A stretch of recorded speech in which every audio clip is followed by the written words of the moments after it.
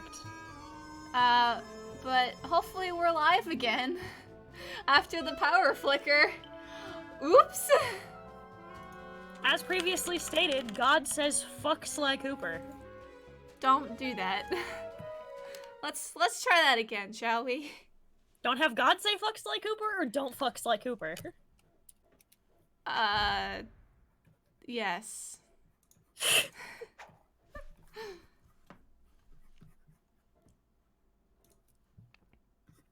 You know what?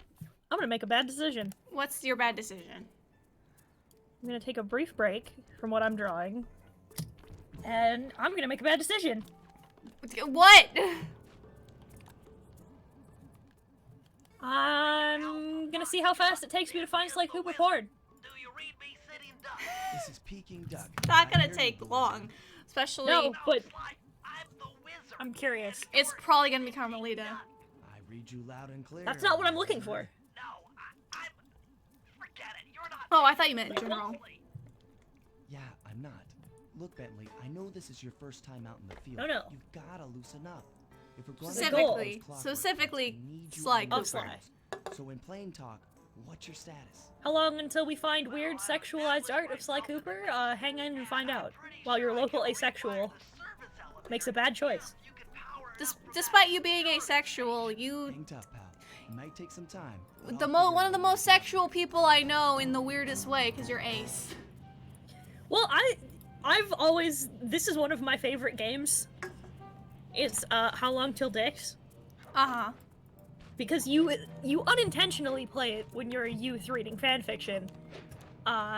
So as an adult with nothing but free time and no legal ramifications, if you find said dicks, it's consistently very funny to me. Just to see, yeah, how depraved is the internet? Okay. Very. I need to re-break all the pots because this is a Zelda game.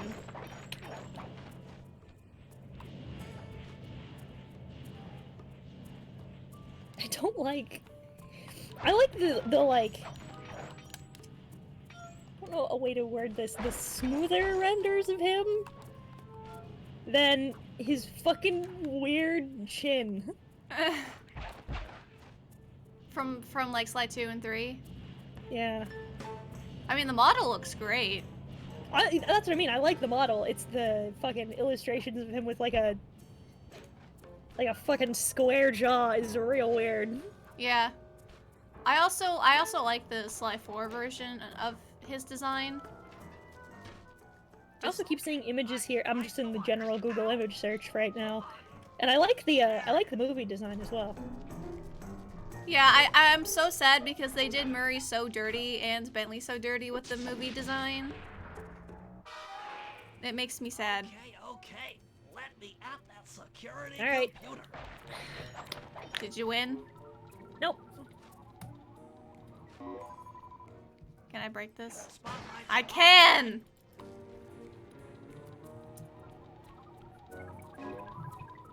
We have to go even further beyond. Sly _. Okay, what on Rule 34? How many results do you think there are for just Sly Cooper?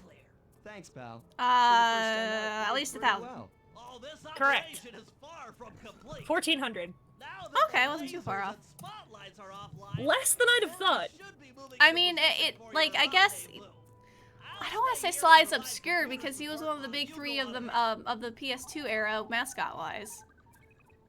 Alright, it's mostly Carmelita. Hello, Master Shadow. I'm glad you can make it. Fucking what? Man, I love the internet. What are you finding? I have located... Wow, it really puts these in, like, HD, too. Yikes. Hello, Dragon Knight. Welcome back. It appears to be...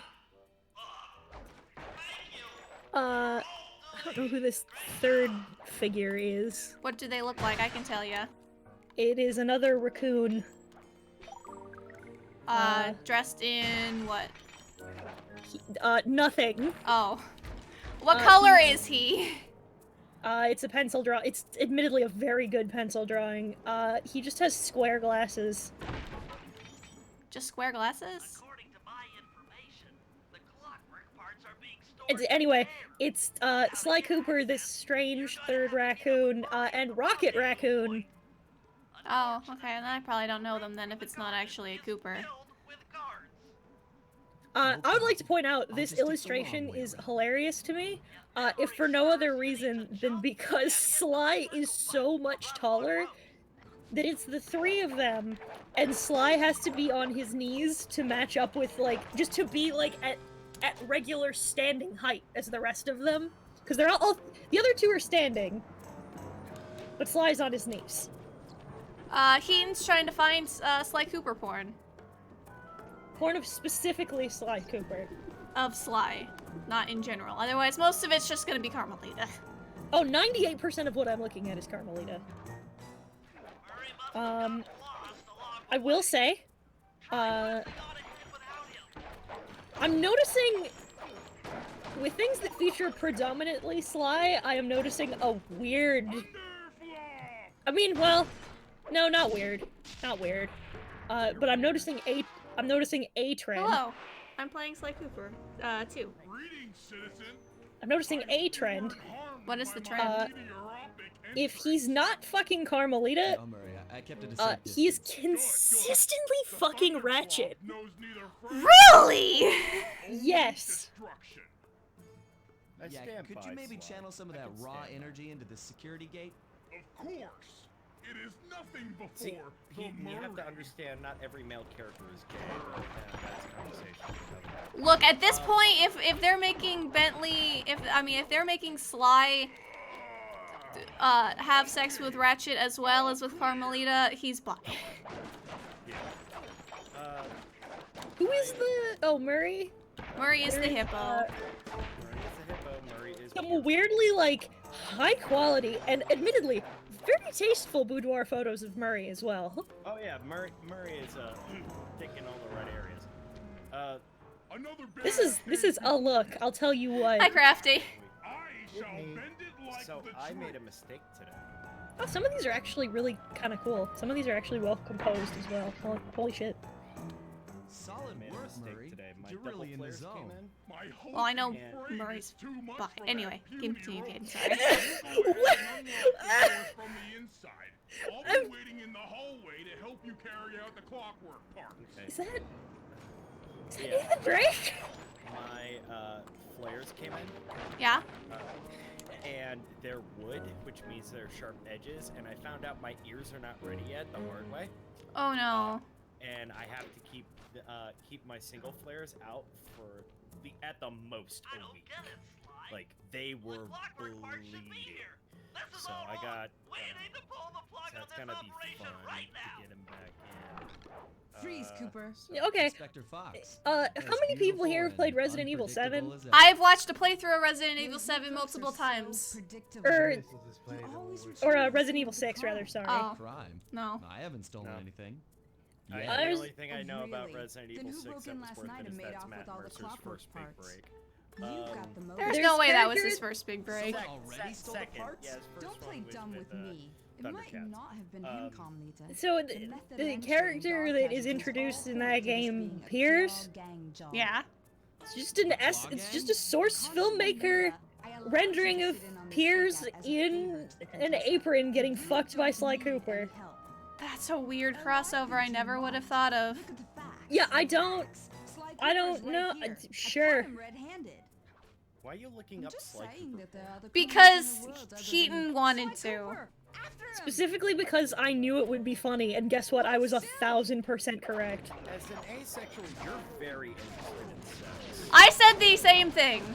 Listen, this kind of really weird porn is really funny to me. Listen, if, You're really interested in sex. Not what I said. I mean, you're not wrong. I'm not gonna deny that. You're not wrong. Don't lie. How many times have you looked up Hanzo McCree porn? Not in a well, while. This is where things But you get have. Well, yeah, of course I have. Are you fucking kidding me? I've said on multiple occasions that Jeff is exactly McCree's build. Where do you think I keep getting references from? Are you fucking stupid?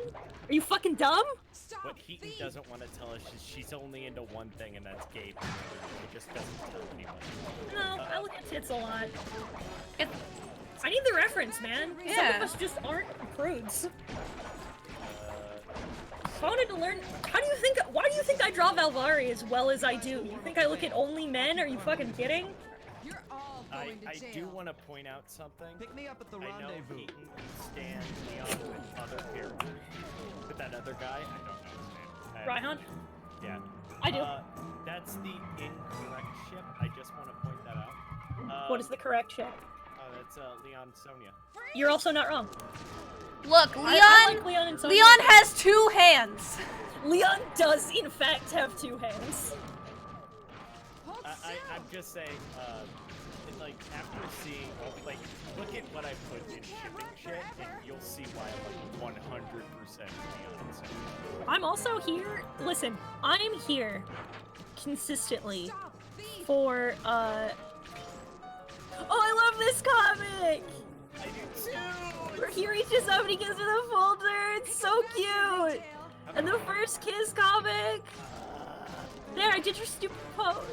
Delete it! No, Leon, it's the only one I have. Delete it! No! I love them. I'm here. One of my favorite ship dynamics, especially when you have good OT3s like this, is I'm here for both Raihan and Sonya, like Leon and the 2 of them try to aggressively hit on him Carmelita's just to as figure out which angry one as he ever. likes the best, and She's Leon's really a quite fucking lovely when she's dumbass and angry. doesn't know that it's even happening. Constable Neela. Well, the other ship that Was a people reference to the are Claw liking Gang just a is, slip of the tongue? Nessa Or an versus intentional Nessa clue? and Either way, that guy. it's our only lead on the missing Milo? I'm plot gonna have to parts. find- yeah. That is a ship Clockwork. that people like, but He was it seems consumed it's with more jealousy of for the a, Cooper clan's thieving reputation. More of that Is it type of inappropriate to relationship refer where to they're him as a constantly monster? busting each other's balls, No, but love each not other at all. either way. Well, yeah, What kind of specifically person because stays there's alive for hundreds of on her years with card the entry it express points intention out of that wiping she out a rival's family line? that she's like, I've been Imagine trying to get the Milo to future be my feeling rival that for first years and decision he to won't replace his agree to mortal it and it body pisses me with off. soulless machinery. Because he is baby. and Ultimately, nice. it did the trick. He is baby. He is baby. Clockwork lived on. Unequivocally. Friends, not rival. He caught up with Why his do you want me to friends. be your rival? I Now thought we I'm were making an friends. orphanage. Then Nessa just fucking It's there drops that I met dead my because pals, baby. Bentley, the brains of our No, outfit, I and love the Marie. comment I put in. It's the Coconut bra. Curry is best bow. They turned out to be all the family Fight I me. needed. They go after Leon and he says Sonia's 2 years curry is ago, always best. I That's thought, not what we had! how naive to think I could so easily put an end to that kind of hatred.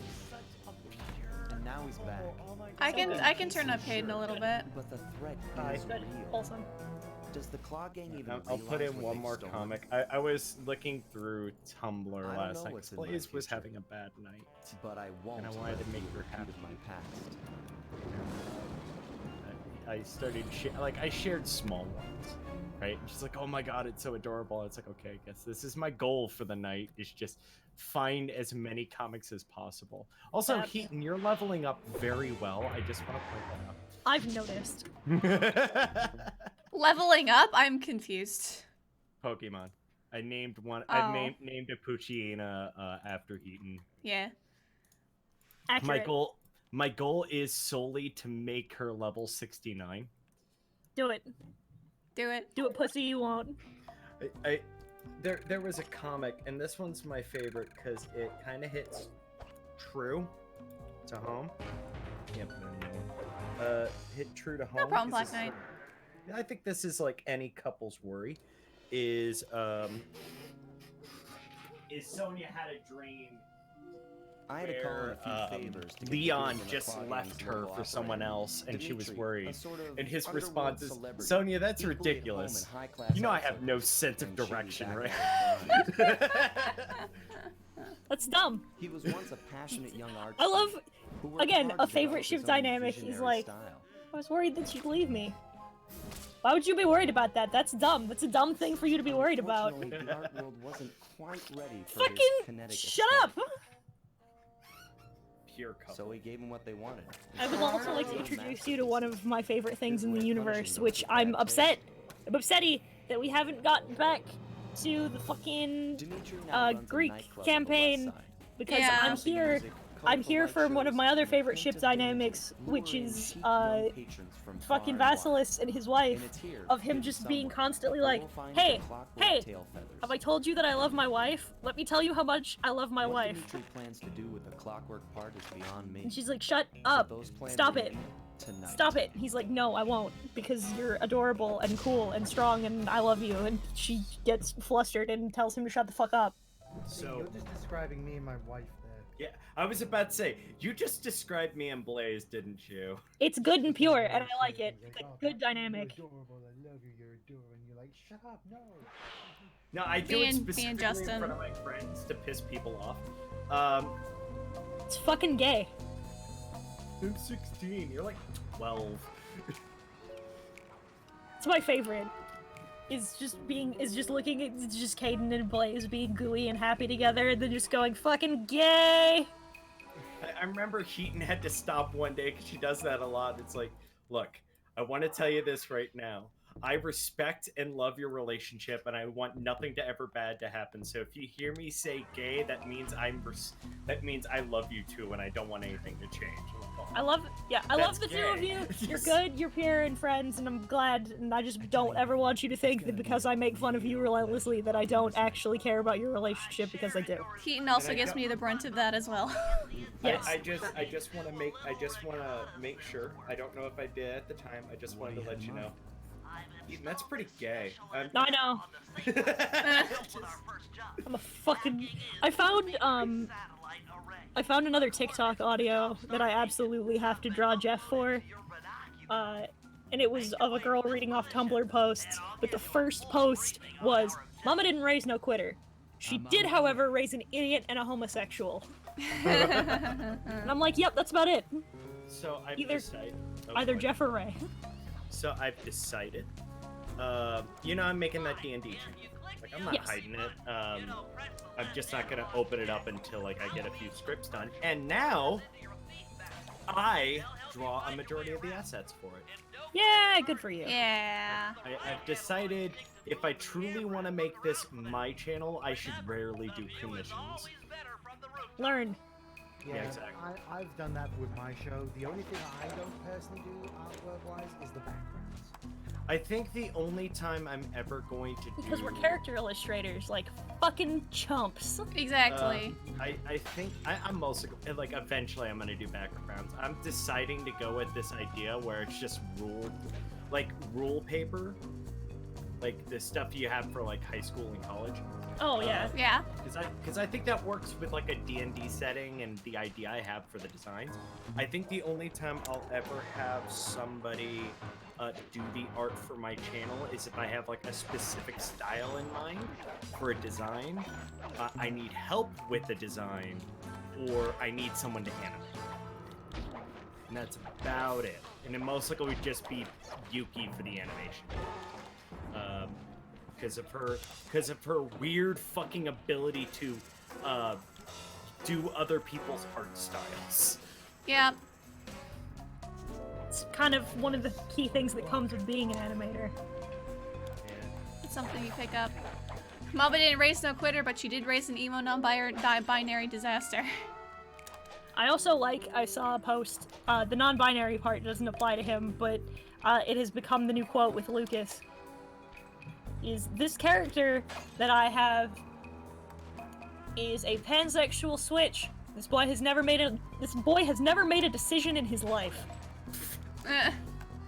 Boys, that ain't any go. I'm just stuck on this whole entire. Oh, you're doing what I do every single time I play a game. You just get all the collectibles first, then do the missions.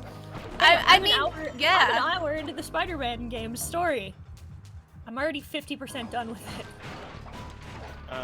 The first thing that I got done with the Spider-Man story, the Spider-Man game, is, hey, you know it's fun? Collecting backpacks. Just Same! like legit though, that is, that is genuinely a fun little side mission to do in the game. I did all of the backpacks, and then I did all of the landmarks, and I was like, oh, that's all the side content. And then I got the research stations, and then I did all of those, and then I proceeded to do all of the Wilson Fisk construction yards. Look. Hey, Okay. look, these are the only things I have to pay attention to, and there are only some in the hub world, and if I don't get them now, it's gonna bug me. Heaton, I want to point out. Oh, sorry. I was gonna say my favorite side quest story for a game is when my missus played one of the Assassin's Creed games. Oof. And it got me to a point where like something really bad was gonna happen to like this guy Machiavelli, like he was being targeted. And it was like, we have to hurry. Oh no, not the dickhead. What do you want me to say? So there's this moment of urgency. What does my wife do? In that moment, as soon as that cutscene's done, when they'll just be talking, we have to hurry. She goes and upgrades all the banks in the area. I don't like being attacked like this. That's the reason why it took me over 100 hours to get done with The Witcher 3. I'm sitting there watching her play this, and I'm saying to her, honey, you just got told what to do. There's like a guy about to be murdered any minute now. I don't. And she's just like, but the banks! Look at them, they run down. Here's the thing. You don't. Why are you this way? Shut up. This is one of the reasons why I love video games. He's only about to die once I get to the checkpoint, so we're good. If you don't shove a timer in my face, I'm gonna go do literally anything else. The only time I've ever seen a shove a timer in my face is any time Kojima makes a game. Fun fact. If you wait 3 days in game to get done with trying to get Kazuhiro Miller, he's fucking dead. Yeah, he dies. He just straight up dies. So like with those, and the positive with that is you could just come back to the mission. Like keep all the bonuses to get all the side stuff. Like, there's one where you have to kill a Spetsnaz, all that stuff, and you have 3 options of how to take care of him. You can capture him and have him a part of your team, which is very useful. You can kill him in the normal way, which is what everybody does. And then there is kill him in 100 yards, which I did. I did all 3. I think the first time, every single time somebody plays, is just kill him, because you don't think that's an option. No, I caught him. Yeah, eventually I caught him. I'm also gonna have to do it again because I did the shoot him in 100 yards thing after I was so caught good. him. I was so good for so long. I had a 0 death streak. I'm so fucking upset. Like, it was, I would stop vehicles and get their occupants and then steal the vehicle. I was so close to a no-kill run. And this one fucking idiot, I was in one of the guard towers and if you're in the guard tower and you knock the guy out, you can toss him off the top of the guard tower and it stuns him. And I tossed him, and this fucking idiot must have pinged off the roof of one of the nearby buildings, but I got down there and it killed him. That's one of the reasons why whenever I go to guard towers, especially in Outpost raid, is I take him out with a pistol until I can finally get the tranquilizer rifle. Take him out with the pistol, climb up the ladder, grab him, jump down, then send him out. So I yeet them out of the top of the tower, fuck it. I had a no-kill run one time until I tried to get somebody sent out with the Vulcan in the middle of the semester. Smooth. Smooth move, dipshit. My plan with my first playthrough of the game is just play, because I'm not good at Metal Gear games. I'm good at stealth games. Fucking me neither. I'm good at stealth games. I am terrible at Metal Gear games. Metal Gear is its own beast. It is. It is. It is. I'll be right back. I need to get a band-aid on my ear. One of my all-time best moments streaming was when I was in stream and they watched me clear this guard post, and it took me like an hour and a half. It took me fucking forever, because I was just sucking shit that day. And I just kept fucking it up, and I finally do it, and I sweep the building, and I'm like, what the fuck? Why isn't the fucking package here? And then I check my comms. I was at the wrong outpost. Aw. And I'm just on, and I'm on stream, and I go, And then just somebody in my fucking chat goes, "You with the wrong fucking outpost?" I'm like, maybe. And then they made fun of me. Hey, I've been dying a lot in, like, I died a lot in in playing the original Sly Cooper, so. This was the same chat. Fucking, I'll never forget this. One of the fucking members of my chat, as I'm like fucking around, I was like, I'm playing Metal Gear, da-da, you're here to watch me be bad at video games. To which immediately, someone in my fucking chat just says, well, don't worry about it, Heaton. We wouldn't be here if we were here to see you be good at video games. Fucking... No, the funny thing is there is like freedom. I mean, yeah, they didn't mean to say it. I mean, because it's an interesting psychology when it comes to this sort of thing. Because why would we go and watch a guy play a game like Optimal? Speed runs. Speed runs. That's like, yeah, but that's obsessive. That's true. I'm talking like the casual guy just doing like. It'd be like if I played a game, like, because when I watch, here's an example. I have been recently getting back into Mario and Rabbids. It's a good video game. Yeah, it's a good game. Whenever I watch people play it, I get frustrated because I see them making these dumb moves. I'm like, why did you go to that position? This was the more optimal thing. And then I'm like, but then doing the optimal thing is like, one, expected and two, boring because nothing goes wrong. I disagree to an extent. There are two reasons to watch a Let's Play in a live stream. To watch somebody be amazing. Yeah, that's Crafty. Crafty's in the call right now. Yeah, that's Crafty. But yeah, is watch somebody just kick ass at a game, like watching a competitive live streamer or a speedrunner, like Graham Pooh Bear or something like that, which again, I recommend following that guy. Dude is really good at Mario Maker. Or, and this is something I'm also gonna get lynched by at least one person, because they're funny. Now here's the problem. If they can't do both, why am I watching you? Which is one of the reasons why I stopped watching games. Same. It just wasn't as funny as it used to be, and I just kind of fell off. It's not even the John 20 years. No, it's like they started being repetitive with their humor to the point where it became stale. Sure, people think it's funny, but if you don't think it's funny, what's the point? I feel like at this point, Game Grumps is better watched in compilations rather than in like actual like Let's Play format. Definitely. Agreed. Or I actually have like about a dozen playlists of like their longer Let's Plays that I put on whenever I'm recording. Same type of deal, yeah. The one time I'd ever let it go is whenever they're good at something, like watching watching Danny play King's Quest or Punch Out, right? He's just really good at those games. Oh no, it's fine. I get being overly excited, girly wolf pup. But anytime Aaron plays anything, I fucking lose my shit. Oh, I'd never played this game before. Okay, now watch me ignore the tutorial and bitch about tutorials existing, and then three episodes later, why does this game not work? Why is it broken? God, this That game is, I did not. It's girly wolf pup is singing your praises, Crafty.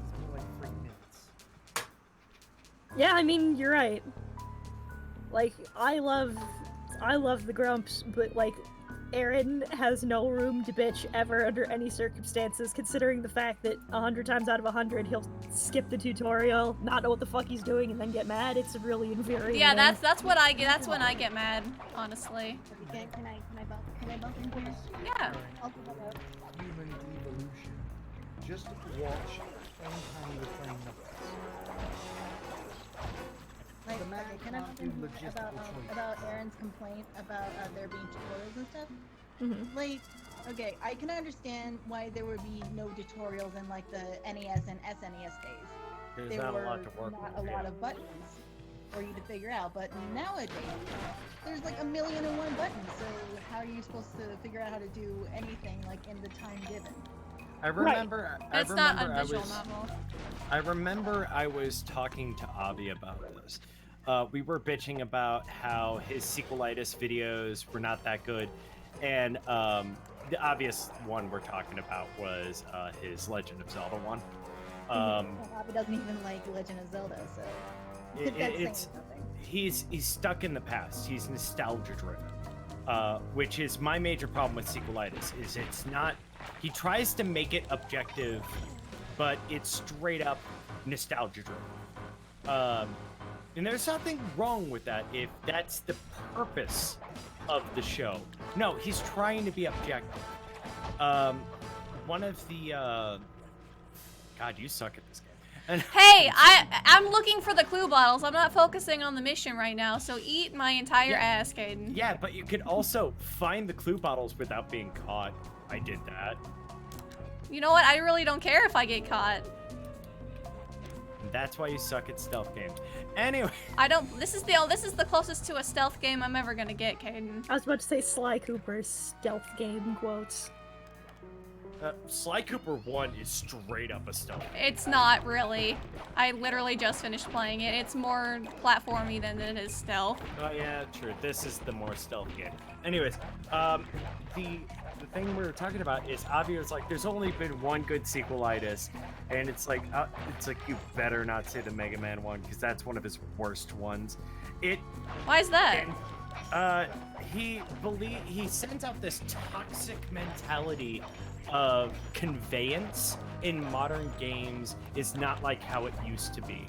Not putting in the factor of there is such a technological and psychological gap, not psychological, philosophical gap from the NES, SNES, we gotta make this game worth it, even though if you're actually really good at this game, it's gonna take you 30 minutes to beat. Cough, cough, Castlevania, cough, cough, which is something he said. And modern games, like freaking, he was using, what was it, Just Cause 2 as an example. Just Cause 2, you know, something with thousands of commands and things you could do in the game. And it's like, why do I have all these? But like he sends out this toxic mentality of how games should be, while not acknowledging the factor of you're comparing a game from 1991 to a game that came out in 2015. You know? That is straight up a bad opinion. Also, I would argue that, like, I feel like on the surface level, you know, making sure games have good conveyance is good. Important. It's important. It is important, but the thing is, the way he went around it was just half-assed and wrong. No, his methodology is 1,000% wrong, but where he's trying to go with it is correct. Yeah, if he conveyed it weird, well enough, then he would have gotten his point across. But it seems he's bad at conveyance too. But I'm So that means the only good sequelitis is the one that Nintendo Capri Sun made. Yeah, it's pretty much. No, the only good sequelitis is the one that Barry made of Mario Galaxy and Galaxy 2. You should watch the one by NCS, but I think it's enjoyable. It's about Banjo-Kazooie versus Banjo-Tooie. I'll check it out. No, it's but the whole entire thing is, if somebody wanted to learn game psychology and game design, the last person you should listen to is Aaron. The first person you should listen to is Barry Kramer. Oh yeah, absolutely. Barry is such a good. He understands. One of my favorite ones still has to be his. Yeah, as I said, the Mario Galaxy. See, I'm just gonna put my 2 cents in here for a second. Just play a little bit contrarian to that. Barry is intelligent, yes. He is very well spoken. Here's the issue. This is not just with Barry, this is with anyone who does armchair games. it is so easy to come up with like a brilliant thing that is like well functioning in your head, but as soon as you get into practice and put it on paper or even put it in the computer, any manner of things can go wrong. 9 times out of 10, when a game comes out in like a poor condition or it doesn't work or whatever, the question is what did they not do? It's a question of what limitations were they? Oh, Crafty, I should talk up Crafty. Good point. Dan, and I'm gonna have to disagree because the major thing with Barry's series, he's not talking about if the game works or not. All the games that he talks about can be objectively pointed at, even Skyward Sword, as at least decent games. He's trying to talk about the psychology of design. Like, one of the things is, like, the problem with wanting immersion in everything and actually bringing up, like, not his armchair opinion, like, actual documented books on this stuff and trying to convey that information so people can understand. Yeah, I'm just saying that it's not. I don't think these developers didn't think of this stuff. It's just that they, for whatever reason, they were limited to not do these things. That's my. As general somebody thought. who's been trying to get a game concept together for years and is currently still working on it, yeah, I agree with Crafty 1000%. Like, Okay, imagination is limitless. Resources are not. That's the issue 9 times out of 10. Again, you're missing No the problem, point I'm trying to Dragon say Knight. here. Whenever it came to, let's go with the Mario Galaxy one, resources are limited is non-existent with a Nintendo game. I argue this. It's like Disney on this one. They just throw money at things, and then they just get things done. The thing he was trying to argue with Mario Galaxy not working well is not that it didn't have creative ideas, it never wanted to concentrate on an original creative idea. Well, see, and here's where I'll disagree with you. Here's where we play the devil's advocate. It's where I play the Ben Shapiro of the, but like Ben Shapiro's a devil's advocate. Yeah, that's a good one. the point Crafty and I are trying to make is that like oh yeah, it didn't want to. It had all of the resources it did. Well, no, it didn't. Because like the thing of it is, and I don't know. I've never seen this video, but like the point is, like for all we know, was they had a solid vision and a solid plan of like, this is what we want to do, and then Nintendo CEO said, yeah, but do this. Oh, it wouldn't be CEO. It would be fucking Miyamoto. Yeah, being like, no, I want to do this too. And then they're like, well, that's gonna clutter. And he goes, no, I want you to do it too. And then there's nothing you can do about it. 9 times out of 10, when things are like, the best way I can think of this as well is 9 times out of 10, when there's a scenario where there's something in a place it shouldn't be, especially in game design, it's because either the people funding it, the people making it, or the people licensing it said, no, put this in too, or you're not getting what you want. And then they had to and didn't have a choice. Okay. So, first of all, I get where you're coming from with generally, but there are 2 things wrong with your statement. One, it's even if it's somebody else telling them, the problem still exists, and that should have been a problem that they should have prevented because they caused it. Second of all, I don't think you have a proper reasoning to have this opinion unless you watch the video.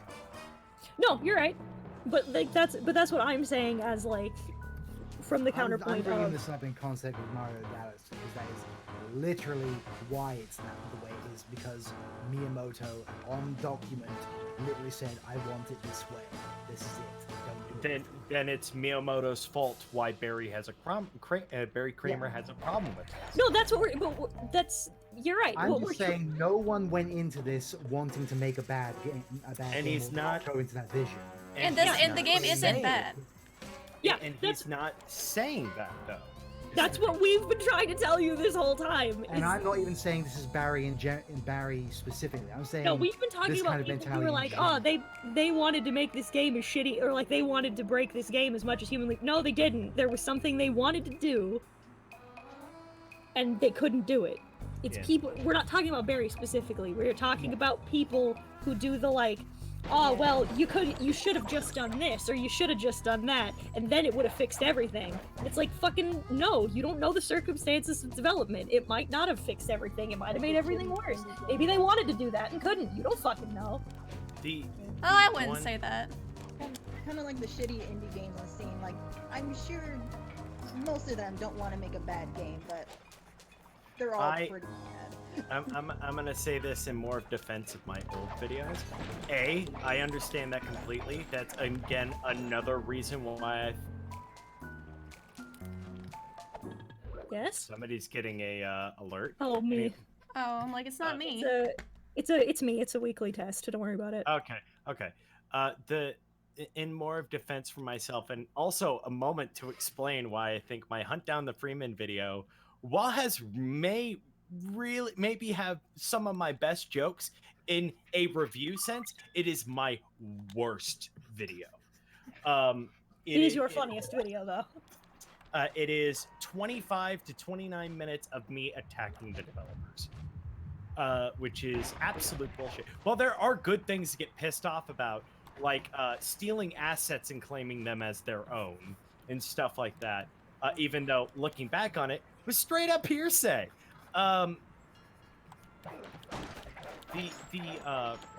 Hearsay doesn't mean what you think it means.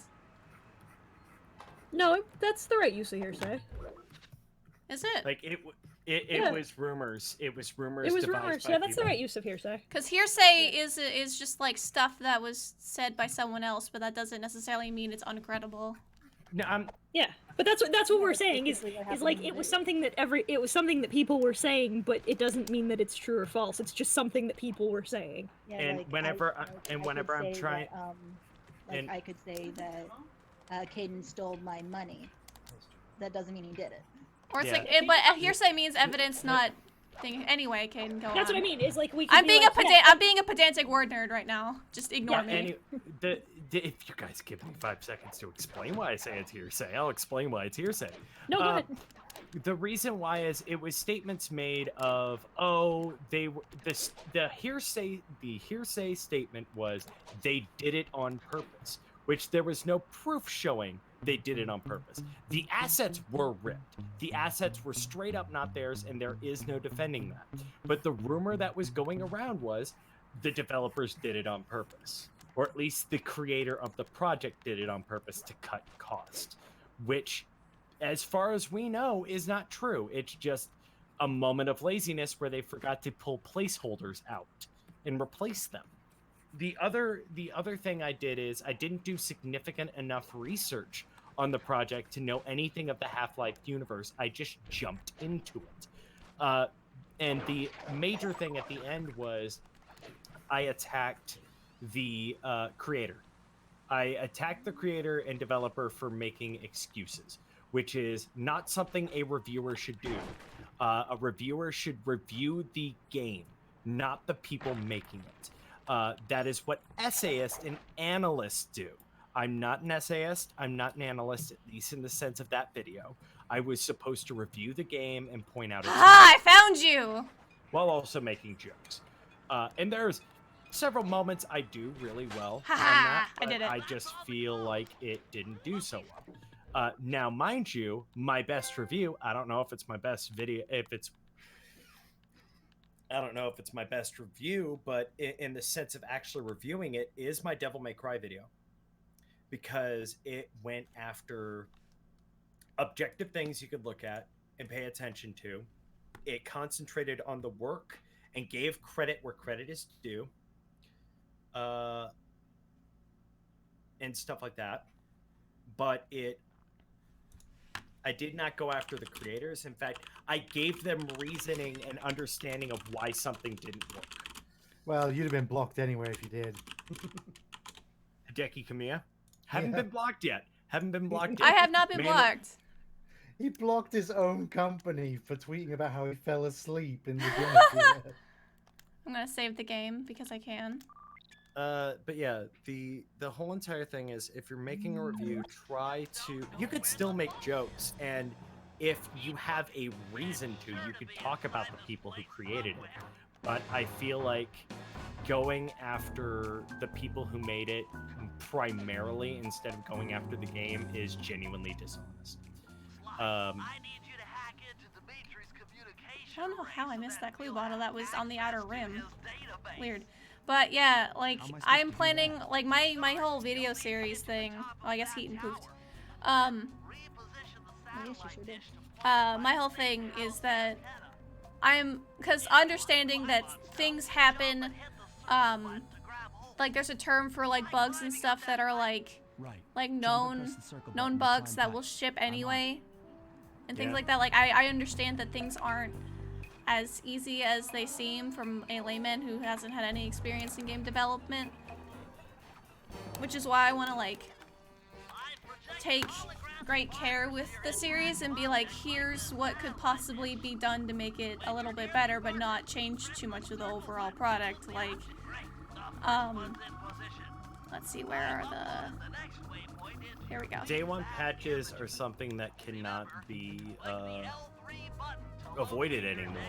Yeah. But I will also make the argument here to stick to my guns on my problem with Prey and why it's hard for me to talk myself into playing the new Prey is you should not ship a game with a day one bug where it deletes your saves. Yeah. But again, it's not necessarily the developer's fault. It's the people that are like, you have to get the game out by this time. It's genuine incompetence all around.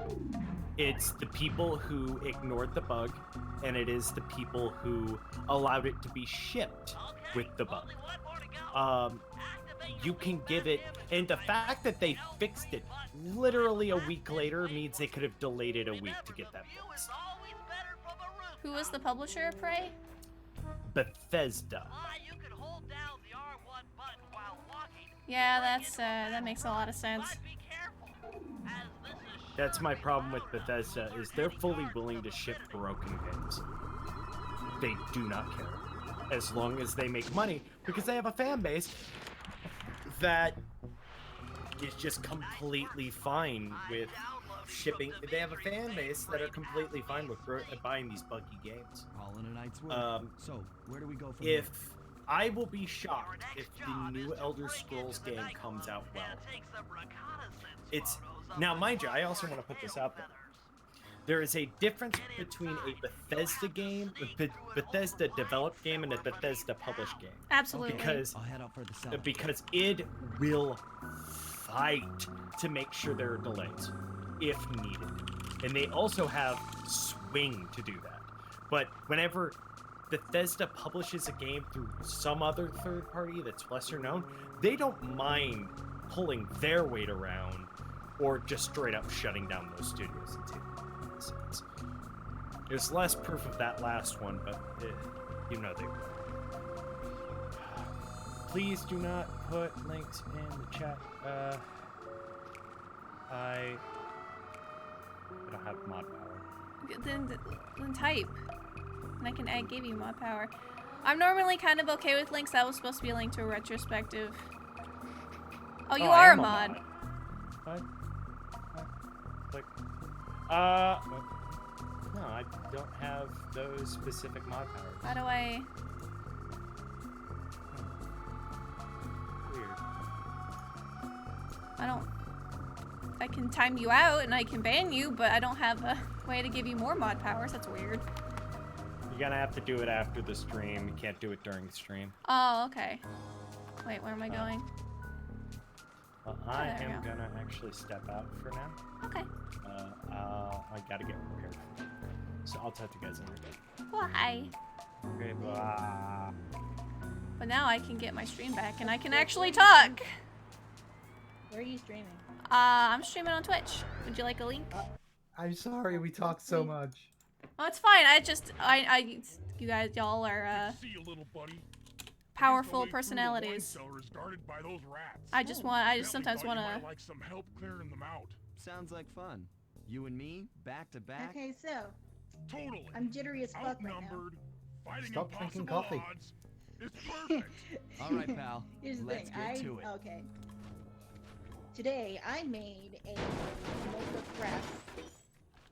and I used some really strong coffee to make it, and then afterwards I drink a matcha, which has some caffeine in it. Nice. Which wasn't a good idea because now I can't stay still.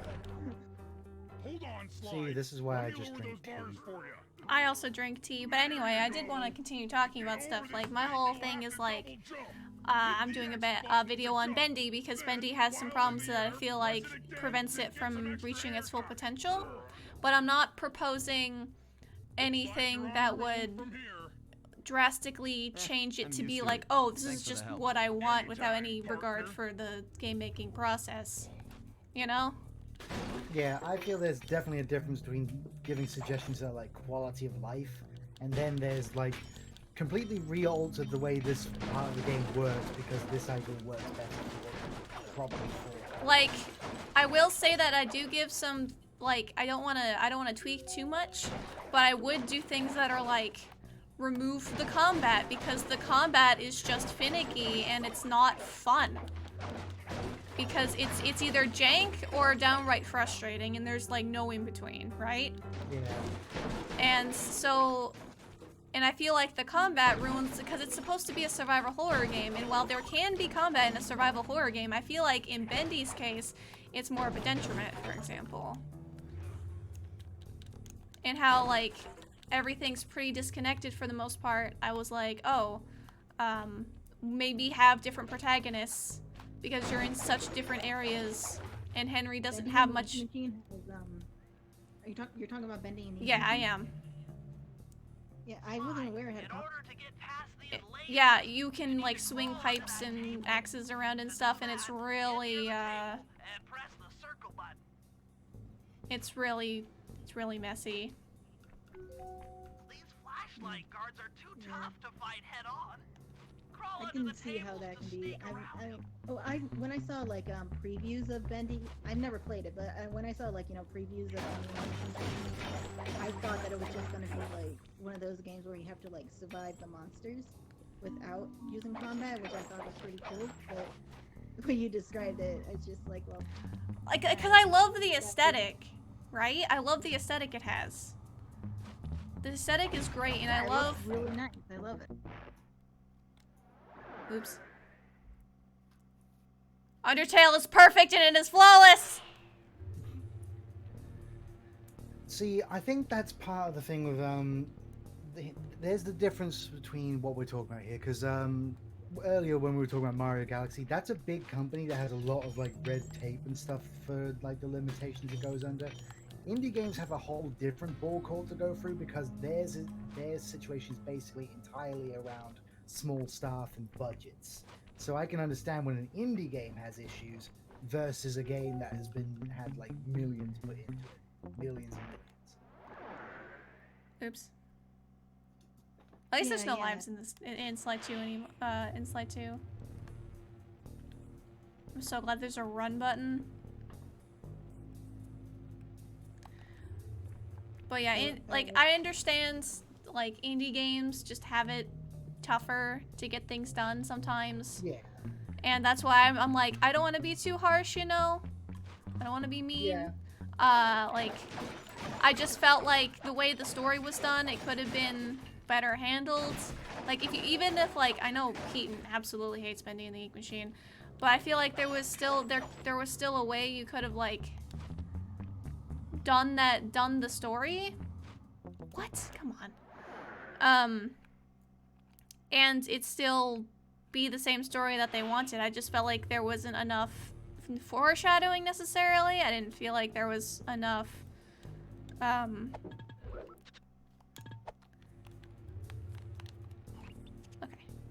Just wanted to check my money count. You know, I just felt like it could have been better in places, and like the things that I propose aren't drastic changes. There are things that they could have done with the assets that they already had made, right? Mm-hmm. So like, Yeah, I understand what you're getting at, and I was honestly hoping that it wasn't going to have like any combat whatsoever. yeah, no, there's mandatory combat. Like that's an entire section.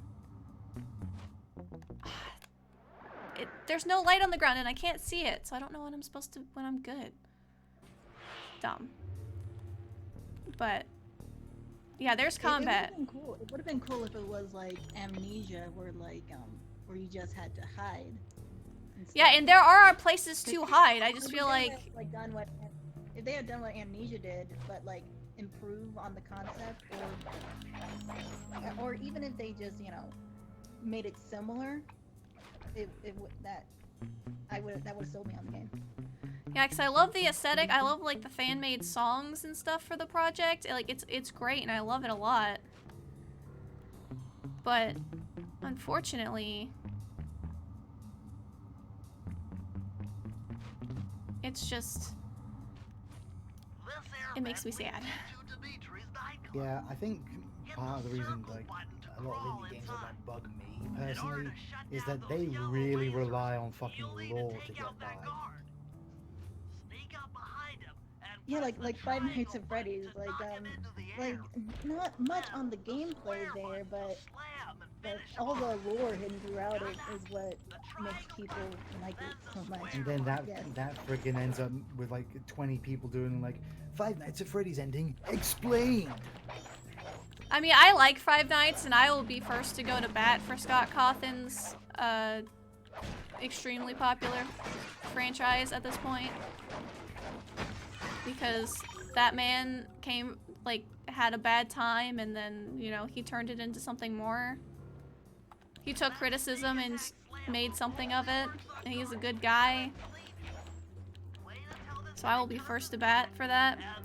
Yeah, I'm just saying games that coast by with like, there's not much gameplay, but there's tons of lore. That just bugs the hell out of me. Because like, Hello Neighbor does that as well, and then everyone has to have a big old analysis video on that. And it's like, it's just a stealth game, guys. Here real quick, just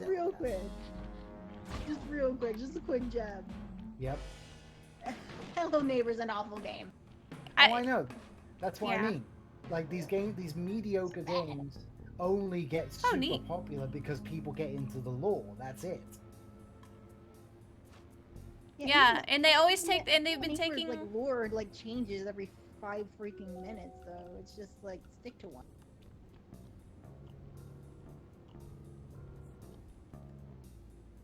I am in the corner. I know, Yuki, I know I'm not very stealthy. I just can't wait till I can pickpocket everyone, and then it's money time, baby.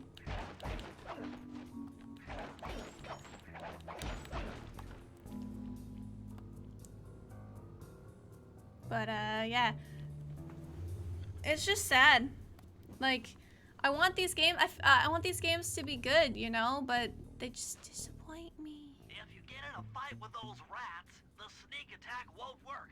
It's purely when it comes to indie games, like the little details that are easy for a small team to sort of not think about. With larger teams, I'm of the mind that they obviously must have thought of this. Yeah. But they didn't have the ability to do anything about it. Whether it's just tech limitations or higher up saying no, don't do that. Because seriously, I think at this point they need to get Miyamoto into retirement. He ruins games now with his touch nowadays. I mean, yeah, like Galaxy 2 doesn't really have a story because Miyamoto just doesn't like stories. I would be the first to say the man was a genius in his prime.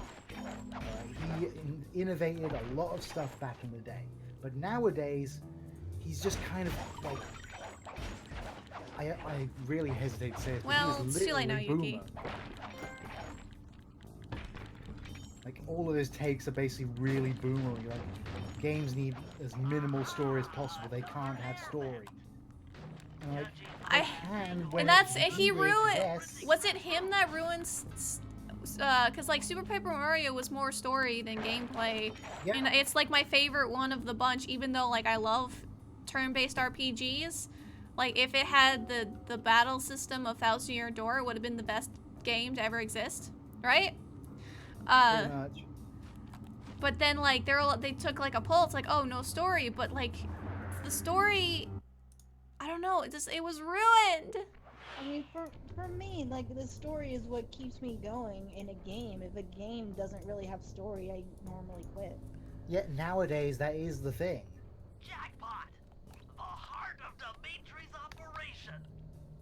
Head for those Yeah, windows and like and take some I actually really like, you know, I actually really like, you know, dating simulators and like, you know, games like it because it's normally all story based, and I just wanna see what happens to the characters and stuff. Especially like, you know, dating simulators where like, you know, the characters have a backstory and good personalities and stuff, and it's just like I need it. Yeah, like I'm a story, like gameplay is important, and if I don't find it fun, I'm not gonna continue. But like I'm story first. Like I am definitely story first for the most part, which is why I like RPGs so much. Yeah, I'm not saying that Mario needs to become a novel or anything in terms of storytelling, but at least needs to have something. And this is coming right after I said games are having too much lore, or at least relying too much on it. Just have it so there's something compelling, something interesting. Because yeah, between starting up Mario Galaxy, like once you get past the intro, there's nothing until the end. That should do it, Sly. Ooh, don't even get me started on that. The most polarizing game. My beef with Sword and Shield story is that it doesn't show up until like the end. You've seen how I reacted to it. Yeah. It threw me off guard. I Just mean, like, hey, I liked how it was more low key. I wish that, yeah, if there was a little bit better of a build up towards the end, and I know it was kind of like more out, more like more. I don't want to say out of left field, but it was definitely more. It absolutely was. Immediate, like sudden. It was a bit more sudden than I probably would have liked, but I still enjoyed it for what it was. Like I liked it being more low key. Yeah, but they should have just kept it that way. But then in the end, it's like, oh, environmental message.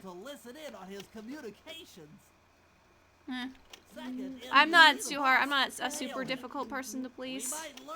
See, I've already thought ahead on this, alright? And just like you, I can think of things that would fix the story without even changing any assets, without removing any characters. And here's what I came up with. What if Leon's matches were all rigged? He's only the unbeatable champion because Rose has been rigging his matches and is effectively blackmailing most of the gym leaders to lose their challenges in specific ways, so it can perpetuate the profit he makes from doing his whole big stadium thing. Oh, that would have been amazing. Like you So go here's- face Leon at the end of the game, and then you lose to him, and then that's when you find out, oh, Well, it's here's rigged. the other thing. Leon doesn't even know his matches are rigged. He thinks he's genuinely winning. I managed to outfit this forged painting with a bug. I need Oh, you to sneak in oh, So and from then, that- I forgot his name. I already forgot the brother's name. What's his name? No, Dr. Crafty. Be able to listen in on his Yeah, conversation. it's me. I'm Dr. Crafty. Where was I?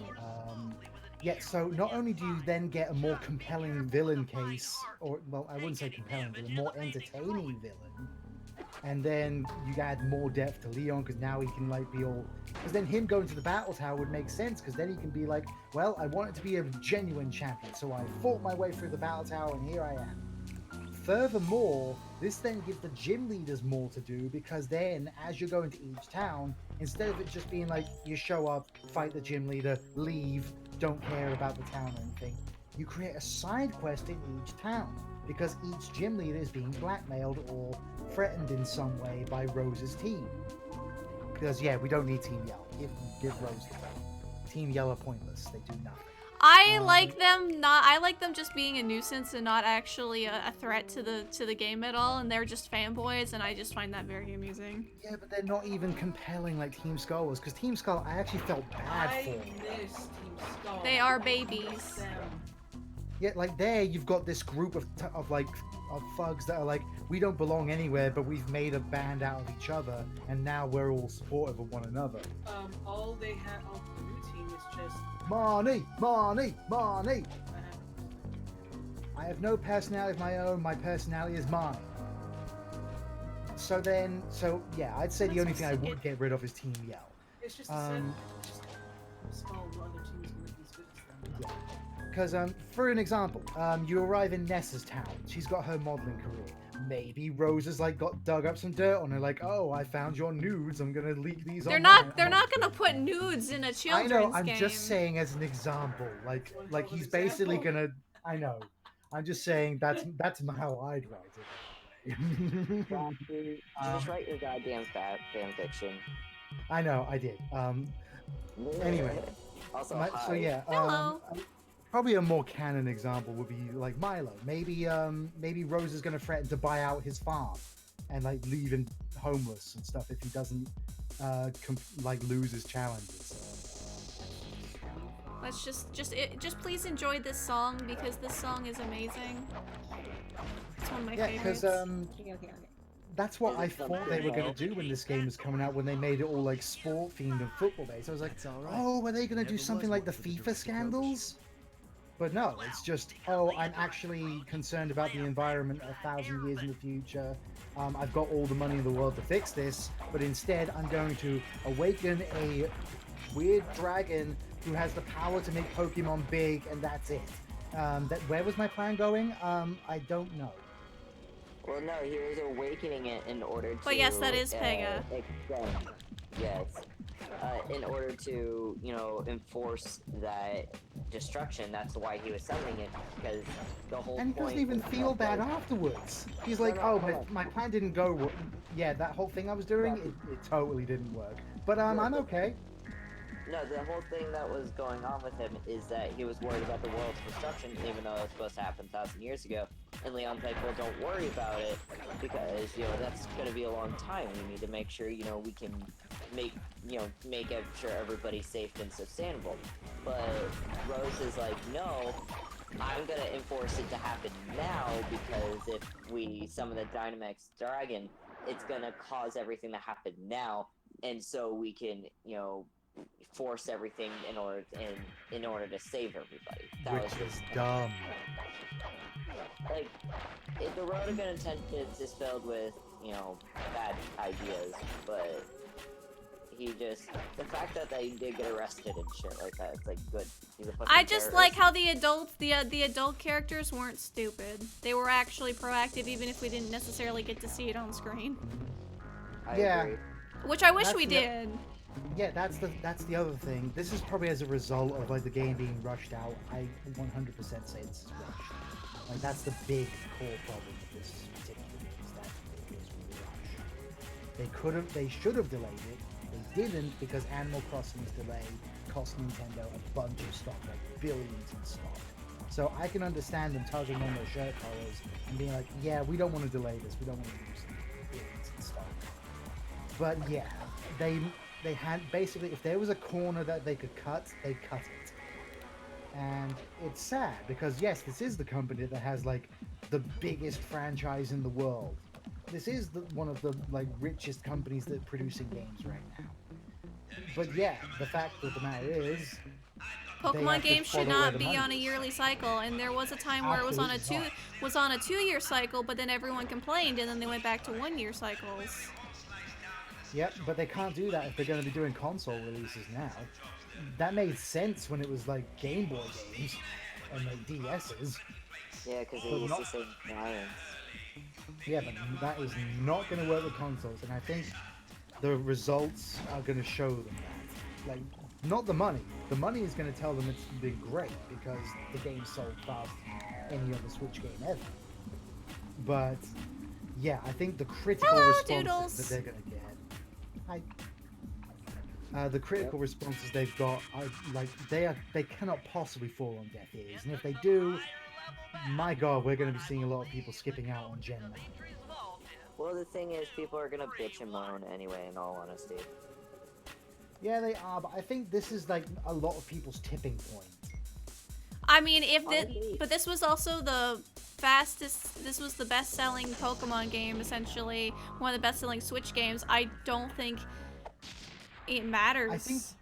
Oh yeah, I think the reason for that though is just because people wanted to see what the first Pokemon on Switch was going to be like. It's like when Breath of the Wild was like the biggest Zelda, because they were like, this is like a wholly different Zelda. And then I don't think the numbers next game are going to reflect the way they have with this game. if it's of the same kind of quality, or even if it isn't. They could make the best Pokemon game in Gen 9 as a response to this. But because people were so friggin' burned by this game, they're gonna like, nah, I don't want to invest my money in this. I actually don't really see a lot of problems with Sword and Shield. My only gripe with it is, especially once you're done with everything, there's like nothing to do. Oh yeah.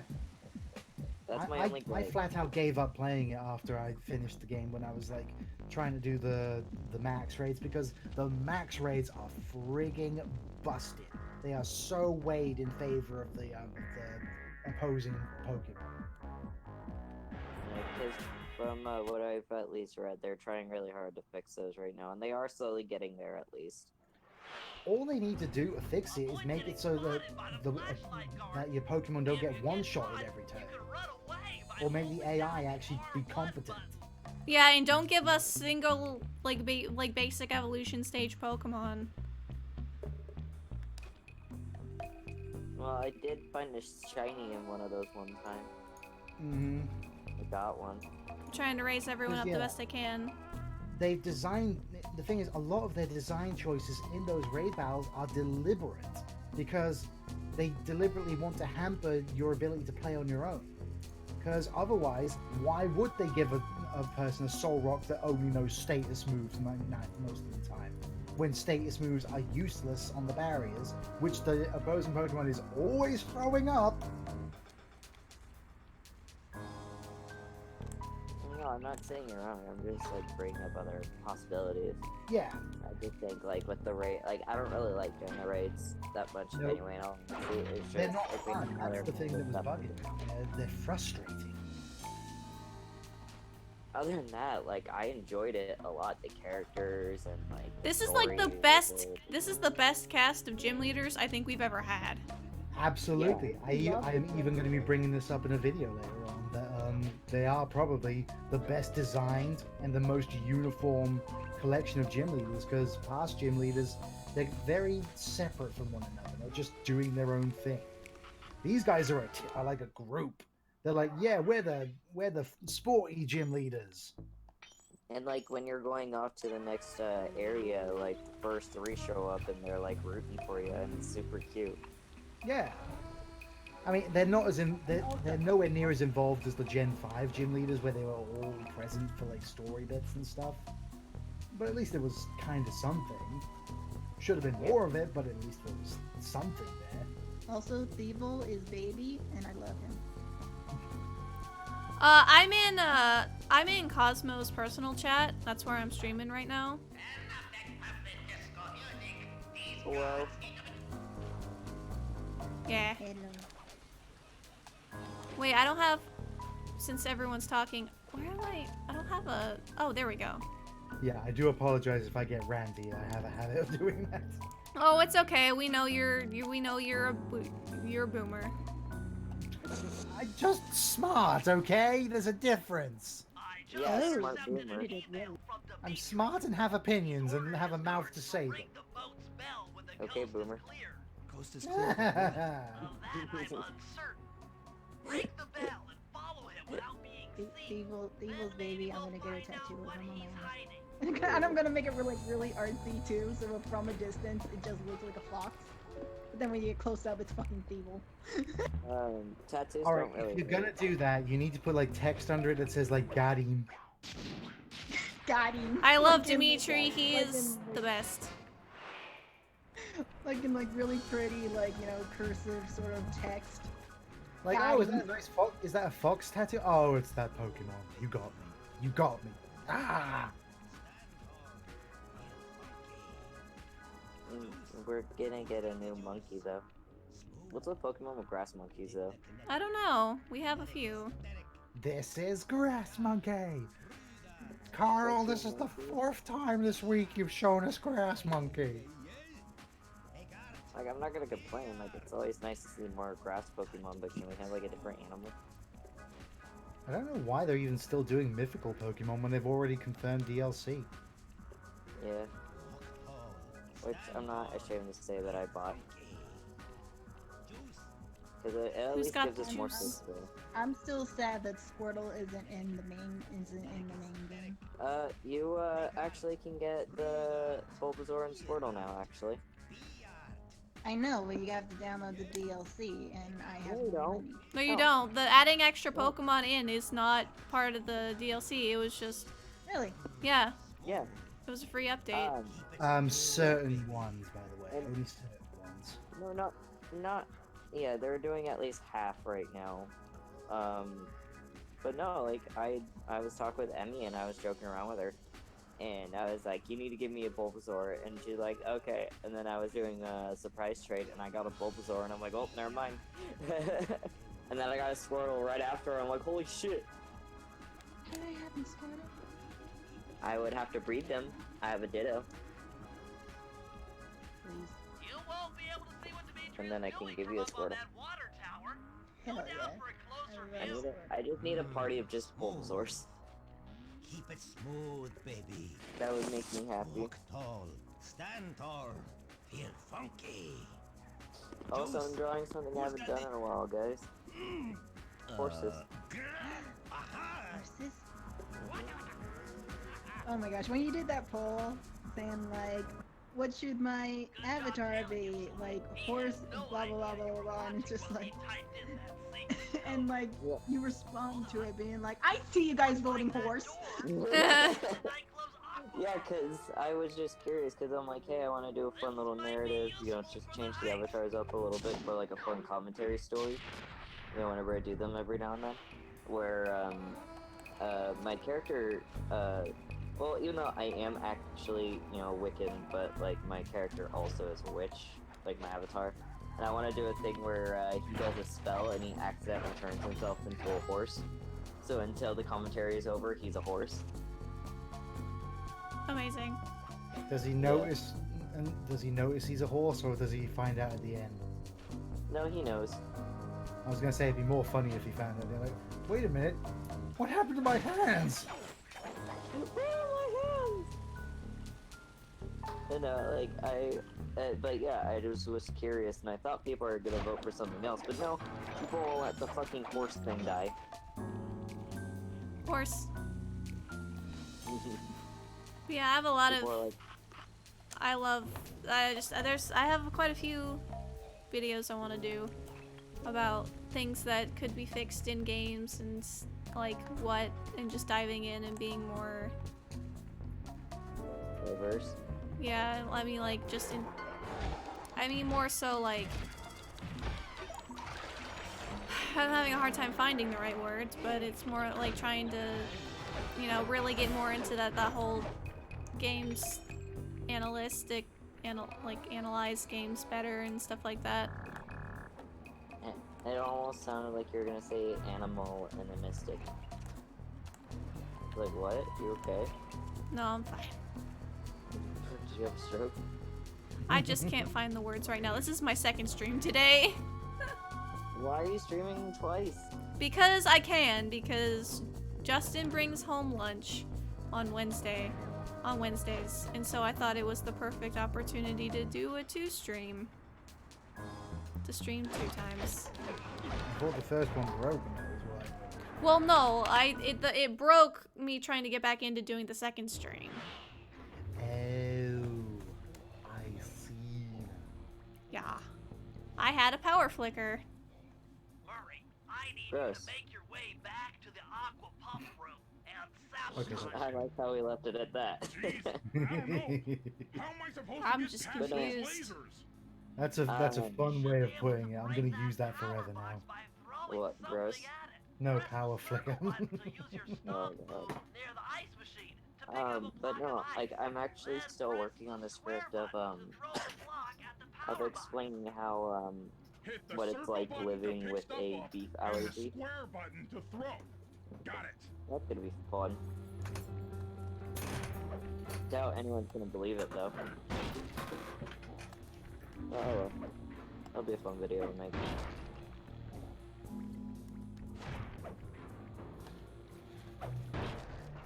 And yes, that is true, Crafty. I am actually allergic to beef. I need to get food. Ow. Stop hurting yourself.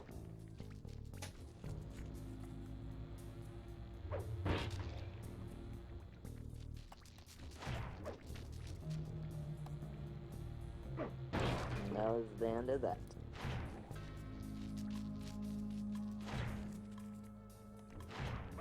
Wee. You okay? I'm fine. You just out of it? Enemies that are knocked out can be picked up with your stomp. Throw Oh. something at that guard. Then jump up there and pick him up with the circle button.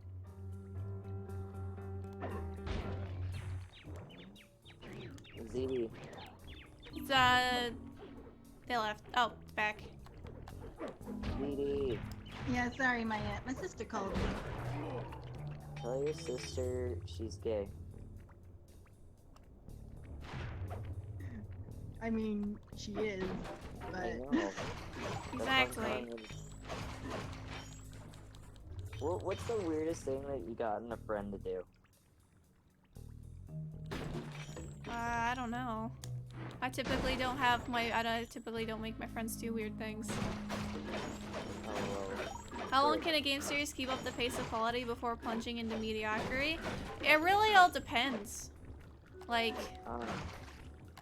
it depends on the series, it depends on the devs. Sometimes there's just momentary dips and then suddenly it's like, yo, this game is heckin' amazing, my dudes. The reason why I asked is there was a thing I think about all the time that I got my friend Linky to do. So we're all just kind of giving him shit, and then I'm like, Linky, and then he's like, what? I'm like, tell your boyfriend that you're gay. I was there!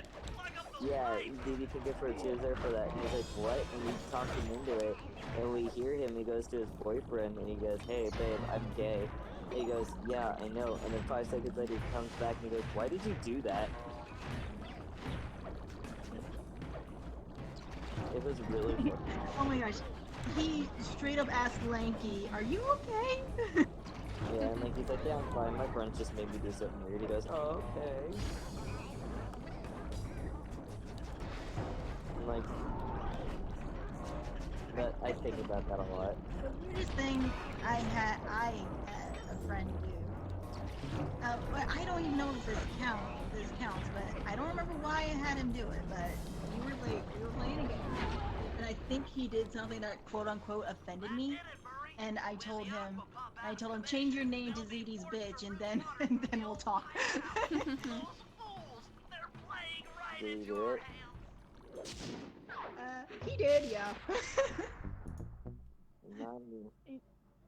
He changed his name on Steam too to ZD's bitch. Oh my god. Oh goodness. Okay, fellas, I've Would it be constructed a bad to say I'm plan not to even get at the surprised? clockwork tail feathers. But we'll need to pull No, off no, a I'm few very more jobs persuasive. to set things I up for the know. heist. It's you. First, Sly will have to pick a few pockets in the theater Yes, so that it's we'll me. have access Did to the Crafty die? spotlight control center. Once that's accomplished, Crafty said he went to we'll go be get able to food. turn off all the security around the printing Sorry, my press. brain is like We'll lagging. need your muscle that's how I brain to feel. take out all the exterior alarm horns. We don't want Also, anything I to remember alert the I asked guards while we YouTube pull out the big job. what happened with And finally, because they we'll were need to getting get like I was into the having issues with discotheque to monetization drop this when I was mirror still ball. using my Trust Pegasus. me, Turns it's out all part it of the wasn't plan. because of me swearing or anything. It's because Oh, I my love avatar Bentley. was atomically correct. Oh. Wait, because your avatar was what? My character was atomically correct. Oh, because of the okay. Yeah. I'm like, what? It's not. I mean, in the YouTube thing itself, it says your nudity is allowed as long as it's artistic. Yeah. And there was But no, we nothing can't sensual about have the character. we can't have not even the dick of the horse, but like the shaft. the part that like hides the dick. Yeah. Honestly, I'm not surprised. I'm not mad, honestly. It's just more of like a, huh.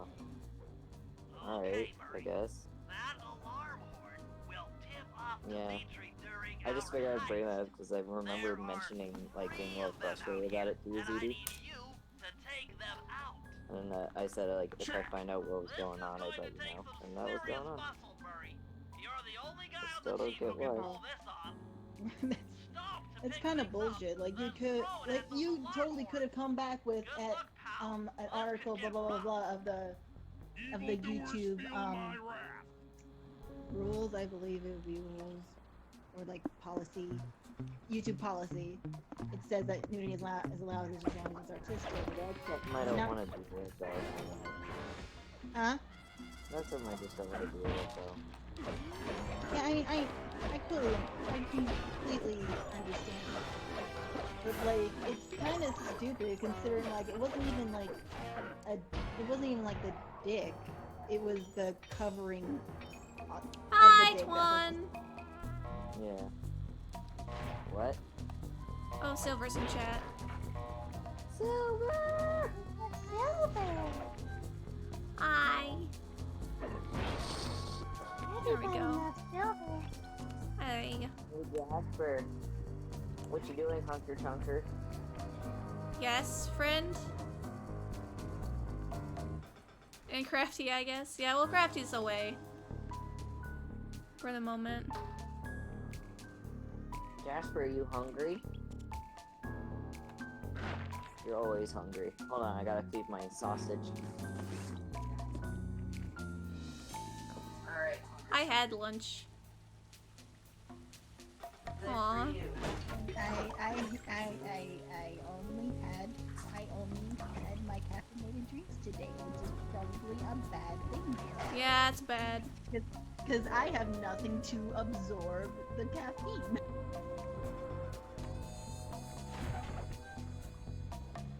No, that's not good. So now I'm jittery. If you want to break out of your combat stance, hold down the R1 button. I just remembered I should probably have some lunch. I haven't other than a couple of hash browns today. This is the one life we have. We shouldn't speed run to make it shorter.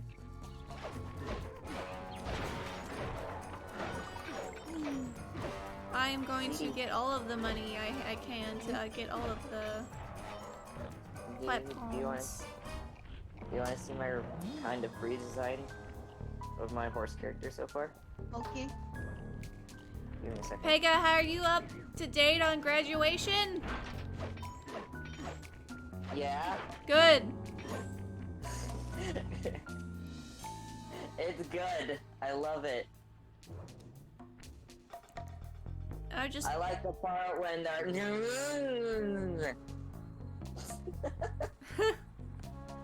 Mission Impossible. I love that. So, like the intro threw me fucking through a loop. And then Travis is like, "Are you proud of me?" And they're like, "What the fuck is wrong with you?" Yeah. I'm like, I love this. What is happening? Just But I because you love can it. speedrun something doesn't mean you should. No.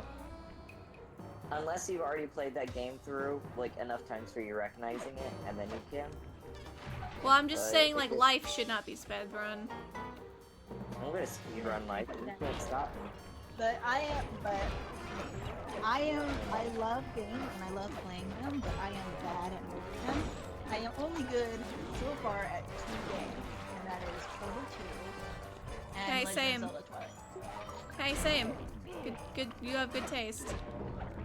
Thank you. I have returned. Griffin, Gross. Travis, and the other one is Justin McElroy. Yep. It's Dustin, Travis, Griffin, and Clint. Despite, I mean, they came out of nowhere because you just weren't in that sphere, and they became aggressively in your sphere when we got into, well, when Yeah, Justin and I got Silver into balance. Yeah, for some reason, like, Silver is just like, I don't understand them. I'm like, just don't bother trying to understand them. Griffin and Justin started Polygon. Yeah, and they still do make monster factory videos. It's just going on the McElroy family channel. They're so fucking good to like just sit down and draw to, honestly. I don't know why. We listen to them when we're going on our way to, Oh, I don't need to be in here. I listen to them Justin and I listen when we go get groceries and such. I don't know why that feels correct, but that feels correct.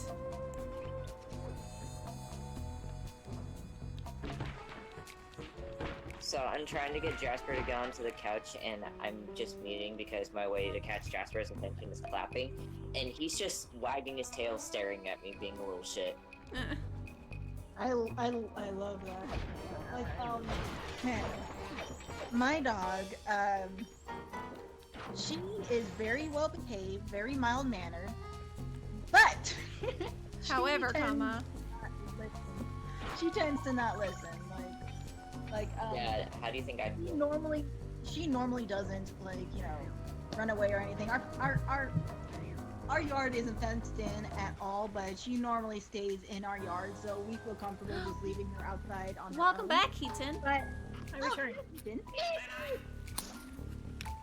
But okay, so my mom left her on her own outside while she was doing laundry. She went to check on her when she brought the laundry upstairs, and of course my dog was still in our yard outside, and she was fine and everything. So my mom like went to fold clothes, and then after she was done folding clothes, she went to check on my dog again, and she was gone. And we're like, oh, and she was like, oh no, where'd she go? So she like searched all around our gigantic yard looking for her, and like Constable she found her like in the neighbor's yard.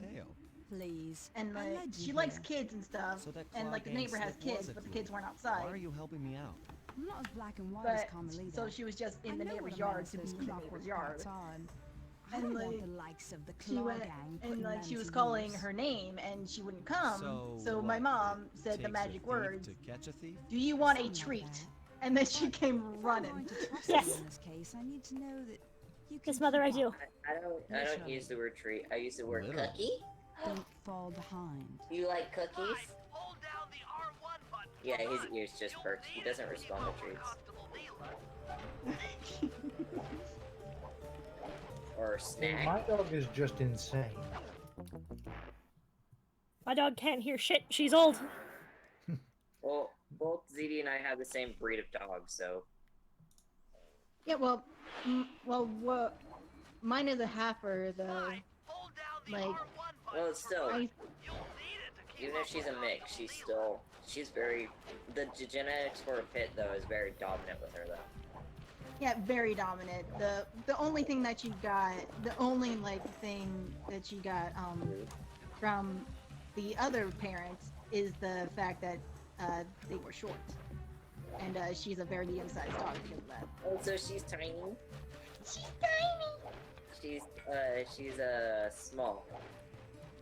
Yeah. Or mid- Yeah, not like lapdog size, but like, you know, medium-sized dog, and she's adorable, and I love her, and she thinks she's a lapdog, so she would sit on our laps all the time, and she's so cute, and I love her. Yeah, and she clearly picked you as her human. Yes, she did, and I love it. Mila, why are you making me run around like this? This is asinine. I wish that my dog would pick me less, because she keeps coming into my office when I have my doors closed. And then I have to get up and reclose the fucking doors, but she'll just come in here. Like, if she comes in and walks over and wants pets, or like come and lays down, I don't have a problem with that. I like that. I love my dog. But she'll come in, stand out of reach where I can't pet her, look at me for 30 seconds, and then just fucking leave. I'm like, now I have to get up and shut the door again. So I get up and I shut the door, and then the minute I sit down, she'll open the fucking door. I'm like, dog, I swear to Christ. I still love that picture of your dog sticking her head out of the fucking window. Oh yeah, she popped one of the windows out of the door to my office, one of the little glass panes. And the other day, when she couldn't figure out how to get in here, she figured out she could just stick her stupid face.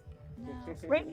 And I just like I heard the doors moving, and I'm like, is she trying to get it? And I just turn around, and she's just looking at me with her head stuck through the door, her head tilted to one side as it is now, and just going like, I can't get in. Oh, we are absolutely going to work Like, well what's- together. I love her. She's stupid, and I love her to Silver death. says Heaton, that's just because looking at you is a treasure in and of itself, and your dog wants to appreciate that. Aw, thank you. So that's a pretty point. It's fucking gay. Yeah. You can get this piece of fine art back to the I appreciate it though. Thank you. What are you, gay? We can sell it Yes, on the thank net for a ton of coins. Did you know? Were you aware? How old were you when you found out? Do your parents know that you're gay? Does your boyfriend know you're gay? Yes. Does your girlfriend know you're gay?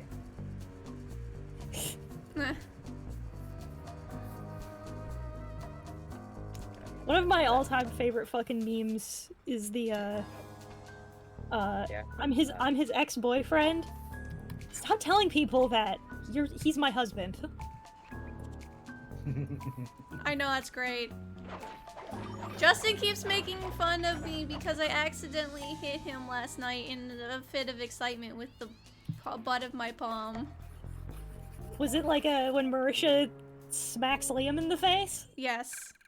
Oh, owned. It was an accident. I was like, we should go see the Sonic movie because his family's visiting this weekend.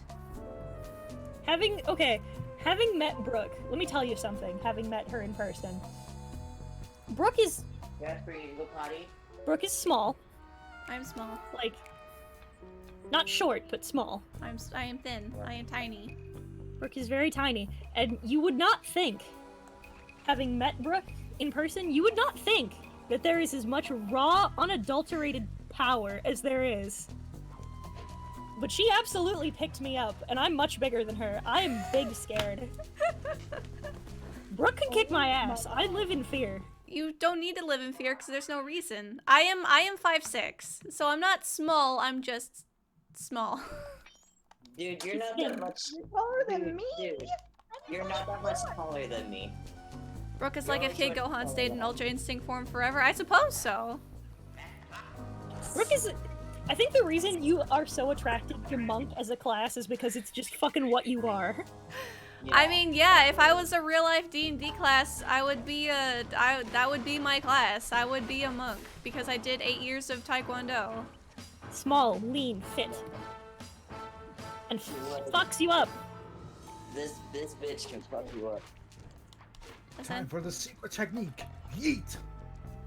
If I get scared at con, if some weird neckbeard is hitting on me, I'm not gonna go run up to hide behind Caden, I'm gonna go hide behind Brooke.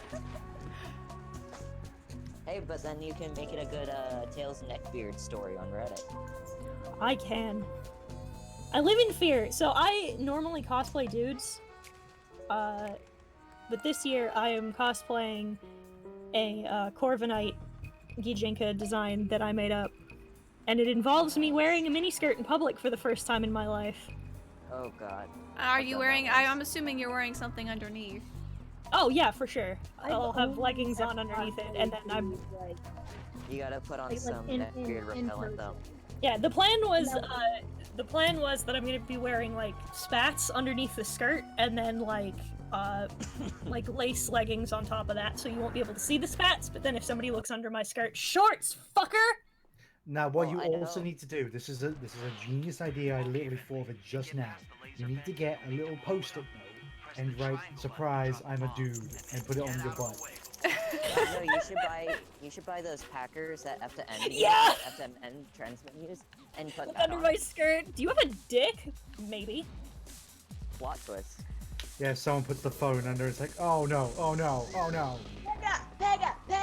Remember when you confused people on, what was it, with TikTok? Oh yeah, so I did a I guess it's a drag show AU version of Taco. Yeah. On, So Taco. Well, yeah. I'm just fine. And just need and to bomb I all the pillars confused supporting that basically disco ball and I can get out of here. Once we're taking confused out the the fuck disco out of ball. everybody. This is this. I don't even know what this is. The joke was gonna be like, haha, this is clearly a woman, but it's like, no, you don't know. Mystery. Joke's on you, fuckers. Joke's on you, I'm a dude. If you want a girl, just here's my sister, but be careful. She likes to set things on fire. Yeah. She does have a propensity to do that. Now it's just making me think of like a D&D joke like, what gender is that character? Don't worry, I'm a gambler. I like to live dangerously. Is that Inigo? Where he's a I was gonna say- pansexual mess? The joke with Luke was, I thought you liked women. I like people, Henry. They taste good. No. He is in fact a vampire, so you don't know what you've just done. God, why do my jokes keep becoming real? Ah, run, Let me tell you Bentley. something. There's something interesting that I learned that I did not know about, having played a grand total of 1 game of Vampire the Masquerade before now. I learned that there is a thing in Vampire, call it kiss addiction? Okay. I didn't know this was a fucking mechanic, and it is. So apparently... Okay, so canonically, this I knew. Canonically, in Vampire the Masquerade, being bitten by a vampire is phenomenal.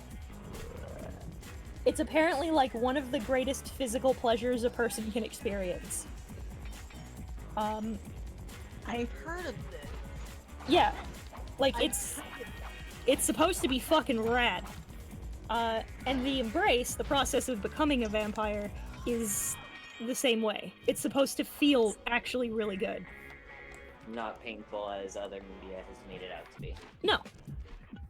But in Vampire the Masquerade, what can happen, one of the ways that the Sabbat in particular gets ghouls to stay on their side and work for them, is something called the kiss addiction. Because it feels so good to human beings, if they keep being bitten, like, more than one time, like, more than, I don't remember what the threshold is, the answer's like a willpower, like, once you start failing willpower saves, but, like, it can become a physical addiction that, like, you can't fucking bust a nut without getting bitten by a vampire anymore. Weird. And it fucking, like, ruins your life. It's hardcore. nice. Usually they end up becoming slaves. I've read a concept like this in a fictional book when I was like, I can't remember if I was in high school or middle school, but I read a book where that was a concept, and I was like, huh, weird. Vampire's fucking brutal. So I just gave my dog a treat, and it's like a bone that he can chew on, and he just looked at me like, I don't know what to do with this. The fuck do you want me to So do? You're gonna chew on it on top of my pants. Thank you. I'll be right back. By the way, if anyone's going to Momo, like, I know, like, Girly Wolf Puff's going to MomoCon, feel free to come up and say hi. I'll be posting what I'm wearing that day onto my social media. I may or may not be awkward at first. I'm just giving you a heads up. I'm waiting to go to cons for a bit. I don't know. Ponder got noticed last year. Huh? Ponder got noticed last year. Oh, really? Mm-hmm. You're It gonna... was adorable. Yeah! She had no idea what the fuck to do. Twan, you better be going to MomoCon. I miss you. It was really funny. Because somebody, just this really sweet girl, just runs right up to her and goes, "Excuse me, are you Ponder Sprocket?" And she just looks at her and goes, yeah? And then the girl just starts gushing and she's like, "Can you sign my sketchbook?" And starts showing her drawings and is like, "Oh my god, I love you, you're so great." And you can see the look on Ponder's face of like, "I'm super flattered and this is really nice, but I don't know what the fuck to do. Oh my god, please." Yeah, like... I'm gonna visit in December. I was, in a call with her, with Mavi and a few other people, and, like, not a big call, obviously, but, like, everyone started complimenting, Ponder, and she was like, no! Ponder is adorable and good. Ponder is baby. Ponder is baby. She is also short. She's very short. She's the concept of a halfling that is adorable, but you don't want to make her. Oh, like you, like Keaton says you don't, like, I could jack you up, Ponder could jack you up worse. Probably. Ponder is very strong. Again, much to my surprise. Because Ponder is actually tiny. I also, she got really mad at me because I ate her fucking breakfast. Why would you do such a thing? It was an accident! We were at fucking Waffle House, and the two of us got the exact same thing. The only difference was that I got my breakfast without pecans, and she had hers with pecans. So when she went and ordered her, so she ordered her food, and they brought it out, and they set it in front of me, and I didn't see that there were pecans in it, so I just started eating it. And then once we were about to leave to go to the con, we were like, oh, Ponder still hasn't gotten her food yet. And we went up and we asked, and the lady said, we gave you the one with pecans, the one without's still coming up. And Ponder looks at me and goes, did you eat my fucking breakfast? And I went, no, I didn't. There's no pecans in. And then I looked down at my waffle and there were totally pecans in it. Yeah, and I ate the whole thing and I didn't even taste them. Poor That's a baby. good thing you don't have a nut allergy. Yeah, she got mad at me and then she ate my breakfast. You know what? That's fair. I was Yeah. like, I'll pay for it, and then you can just eat mine. I will also be in costume. I know I'm bringing Scout with me, for sure. Yay. I'm deciding still. I'm hearing you guys talk about con, and I'm over here like, I don't know if I showed him con. Obviously it's too late now, but like when it's like next year or something like that. I don't You know. should go. We should all hang out. I love hanging out with pals at MomoCon. It's gonna be great. Most of the time we're gonna just be playing Animal Crossing though. Let's be real. I informed Yuki of our island pillow fort, and she not only agreed but was very enthusiastic about the concept. We're gonna be staying in the Omni Thursday to like Sunday, so like we'll have a very nice place to chill out, and it's right there next to the con. That was the whole plan, is like, yes, when Yuki and I invariably get incredibly overstimulated, we're just gonna go hide in Brooke's room and play Animal Crossing. My thing is that I don't know what if I can get like a pivot for gas worker and not hold so I'm allowed to go with me or anything like that. Depends on where you stay. Huh? Depends on where you stay. You could probably find a place where you could take him with you. Because I know there are some cons, especially locally. Of course they're restricting the areas, of course, but they're becoming more friendly or cons. Yeah, Yuki's going to MomoCon. Do you not listen to our podcast? I didn't know you guys had a podcast. I'm talking to Wolf. We have a podcast where we talk about art. In various forms of media. Crafty's been on it twice. Yeah. I mean, I'd be a regular if they let me. My guy. All you gotta do is ask. You can always be a fill-in. No, the only rather be reason- a villain. Hi-yo! The only reason Crafty isn't a regular is because we can't keep fucking talking about Kamen Rider! Hey. To be fair, the last episode you did was the Christmas one. There is no Christmas Kamen Rider, so I couldn't. And you still made it about Kamen Rider! Did I? You did! You sent us No, a question wait. that was explicitly about Kamen Rider! No, wait, you guys pulled me in afterwards and told me that Robbie Robbie the Reindeer was a Kamen Rider story. And I was like, no, it is not. It is. I know you did. I know you did that.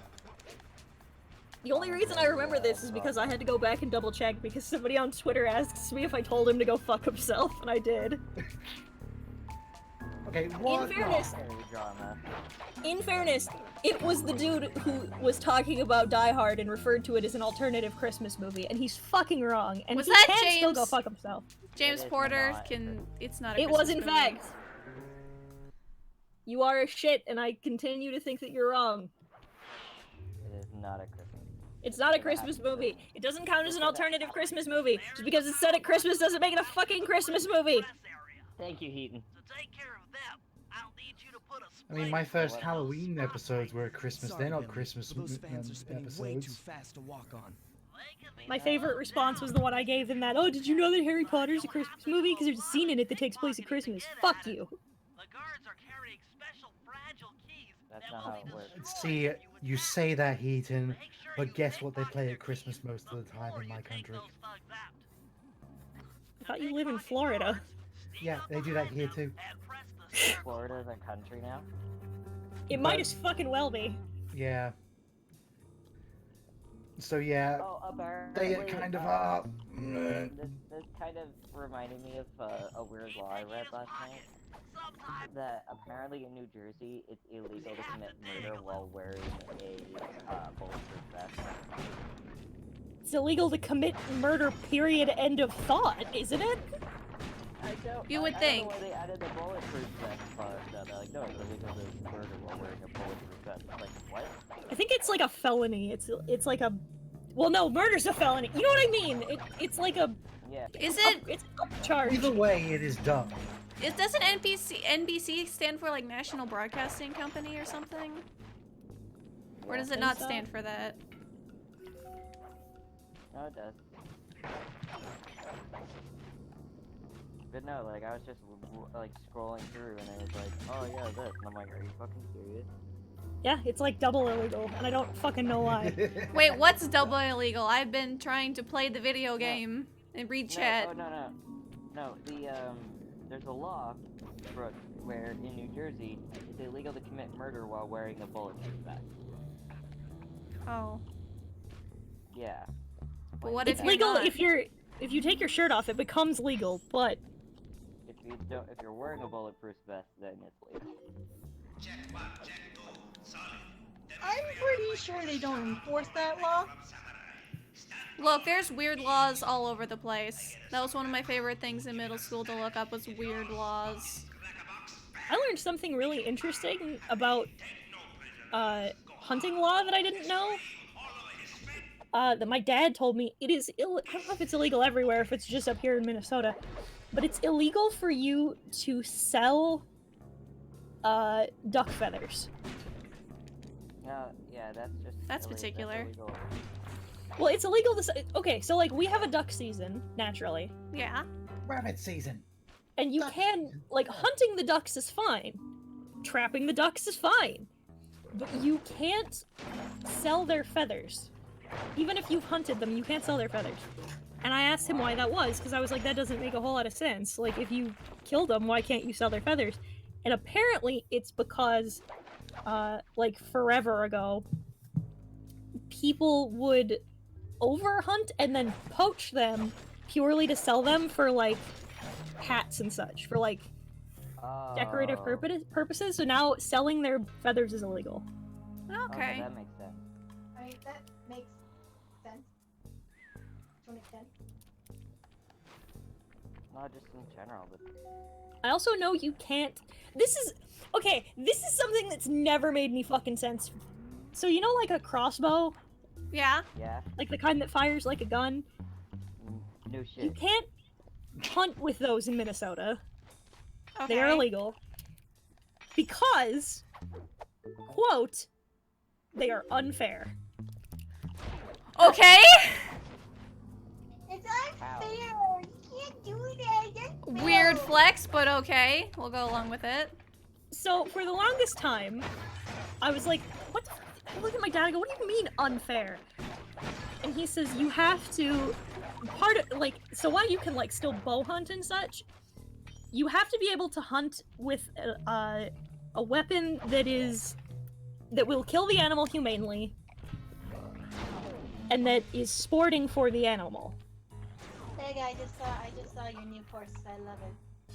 And my immediate response was, how is a gun more fair to the animal than a crossbow?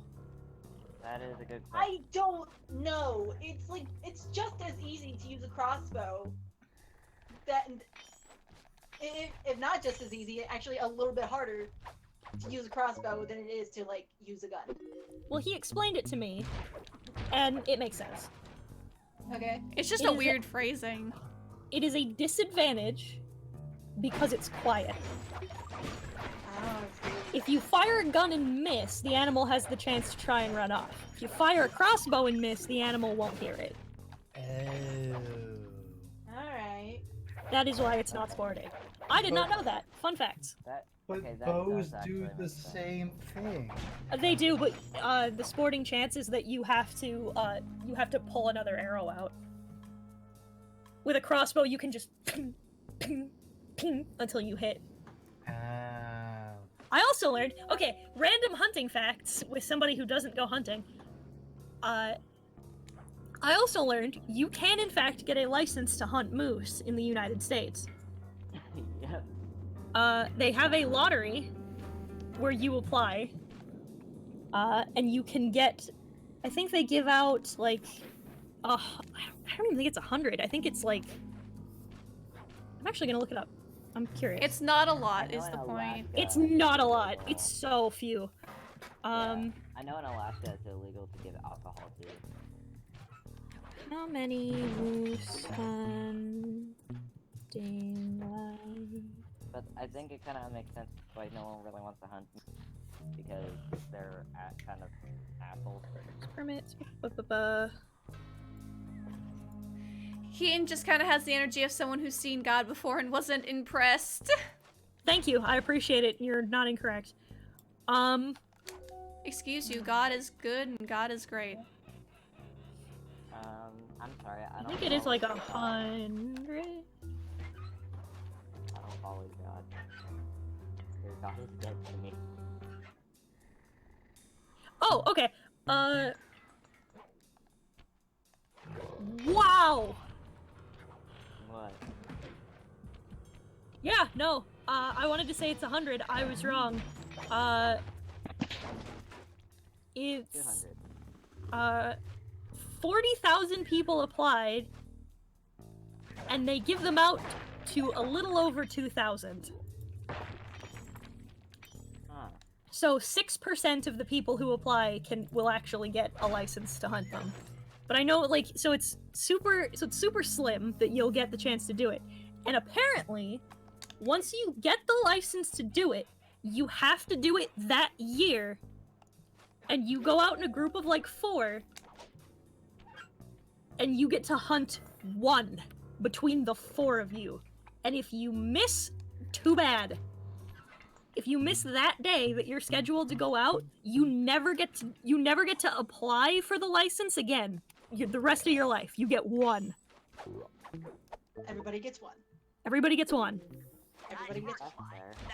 And apparently my grandfather did it, applied, and bagged the moose in his group, and then the rest of his group fucking hated him. At that point, it's like, why bother? Well, it's mostly to say that you did. Apparently they don't taste very good. I'm not gonna lie, I've actually had, moose jerky before. I don't know why the fucking name of the animal escapes me. But, no, I've actually tried it. As jerky, it's pretty good. Yeah, their meat by itself isn't particularly great. No. But... It's like elk, it's really gamey, there's not a lot of... If you look at a moose, there's not really a lot of meat on them. They're pretty gangly. I love elk. What are you talking about? I'm not into the idea of killing and hunting animals just to kill and hunt them. Like, if you're killing and hunting them for food and stuff, so you can, like, you know, make your own... So you can, like, you know, eat, like, more organic... Yeah, if you're gonna eat them, I don't give a shit. understand that, but if you're just killing to kill, I'm going to murder you myself. Let me put it like this. Let me put it like this. If you want to hunt deer because you want to hunt them for sport and you want to keep the racks and the pelts and whatever, and you donate the meat someplace, I don't give a shit. If you kill, I only care if you go to hunt it, whatever reason you hunt them. If somebody is gonna eat it, if you're giving it to someone who's gonna fucking eat it, it's fine. I don't care. As long as it all gets used up, as long as it all goes someplace, as long as none of it sits and rots out in the woods, I don't care. There are motherfuckers in my area who will hunt deer, take their antlers, and just leave their carcasses in the woods. Fuck you. Well, fuck those guys. No, somebody We'll go steal the truck somebody can while use you that for climb to the, the top of the that nightclub lets you the speaker family box for sign. a A week. wolf could When eat you're that. in position, A wolf Murray could eat will that. fire the Yeah, truck's like, winch light up don't and fucking do we'll that. use it If to you're gonna pull hunt down the sign. something, at least take it. At least figure out what you're gonna fucking do with it. Don't do this. Don't be a fucking asshole. Can we discuss? Silver says, can we discuss my D&D OCs and how most of them are maybe good? They're all good, and I love them all. They're all good. I was talking about this. I said, you know, I think it's funny. You have like a weird, like, knack for it. Like, I don't know what it is, but like, you're good at a lot of things, but this is one of the ones I wouldn't have expected you to be as good at as you are. Considering I don't know how much well, I was about to say, I guess I also don't know how much you write, but like, I didn't think that you were someone who, like, wrote very often, and you have, like, a very interesting, diverse range of characters, both personality and motif-wise. Whereas a lot of mine are just, like, nice. Different flavors of nice. Beans. Abigail is the closest to not being nice. Let's get to that water tower. And Abigail is nice, she's just salty. She's trying to be a better person because her girlfriend is a paladin. Achilles is just a salty little shit. Mine vary in levels I of have spice. a tiefling who is. Welcome to the club. No, she's not evil. She's not evil. She's not exactly good either. She's like very neutral. She's like chaotic neutral is what she is. But she has a girlfriend who, if she were an adventurer, she would be a paladin, but she's not an adventurer. She's just she likes to save them. Jump into my arms. I'll toss you up there. And like my tiefling is a combination of absolutely insane and also she can't feel pain, so she doesn't exactly understand it, and her being crazy. She likes to stab people a lot. Not kill them, but like stab them like straight up in the arm. And she just like, and of course her not understanding pain, she doesn't really care that she's hurting them. Until her girlfriend came along and just like, that's not good. She's like, don't do that. And Why like her isn't this girlfriend working? came really close to like helping her understand pain and all that, and she's just like, well, alright. Basilisk continues to be my most morally ambiguous character, as a character who inherently does good things, but also sat down and explained to a priest for about a minute and a half that if he didn't give him the information he wanted, his dragonborn friend was going to literally curb stomp him. Oh my. And then he did. I had one of my characters threaten to beat up a priest if they wouldn't give the information, but they couldn't bring themselves to do it. Because they're like, I can't. But the funniest part is this is one of my characters who is a child, like an actual child. I have a an Arokra wizard. I don't know. I haven't used this character in a while, so my brain is like trying to remember him. And he was like, "Hey, if you don't give us the information, I'm gonna beat you up." And he goes, "Really?" She's like, "Yes." And she went to go like, and they're like, and they didn't give the information, and just very lightly just was going put, put, put, put, put on their chest, like, "I'm beating you up." Doing it. I need to focus. By contrast, Do I turn to divert By the water way, pressure there's the from horse the that plaza? just crying. You're welcome. To change the Okay. flow of water Horse. through a valve, I should press the circle button. by contrast, we have Rudy, who is a very small Korok, who threatens the Yiga clan ninja and says, "Alright, look, you have one of two options. You can either do this the easy way, or you can do it the hard way. I don't really care." And then they laugh in his face because he is a stick. And then he proceeds to hold his staff up and cast Call Lightning and fuck up their shit! I still need to make my my Breath of the Wild character, not to play, just to make. I have a Goron cleric, and she sat on a Yiga clan member to get information. She is now Rudy's permanent ride. I have a Rita. My movement speed is a 25 Rita feet. Ranger, and she is the worst. I mean, so is mine. Yeah. Okay, I want to If I stress. remember correctly, Eden was the one who told me how bad your character is. I I want to stress that we love Arena, but she sucks. Yeah, she does, doesn't she? I did that on purpose. I thought it'd be funny. We love her. She's hilarious, but she sucks.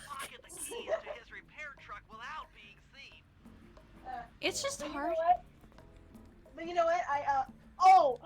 And she straight up hurt Brooke's character's feelings just like as soon as she met her. Yep. And I was just like, and that broke my heart doing it. It's just like, no, I'm sorry. I'm so sorry. Happens to me constantly, where I'm like, I don't want to say this really mean thing, but my character would say it because they're mean. I'm sorry. Yeah, that's a really interesting, like, role-playing psychology there. I have no problem doing that because I know Sarah and Achilles are just salty pieces of shit, but one is more of just salty because he's just salty, and the other one's salty because he's a sassy asshole. Bagama is a good boy. It's all you. And Achilles has no problem insulting people.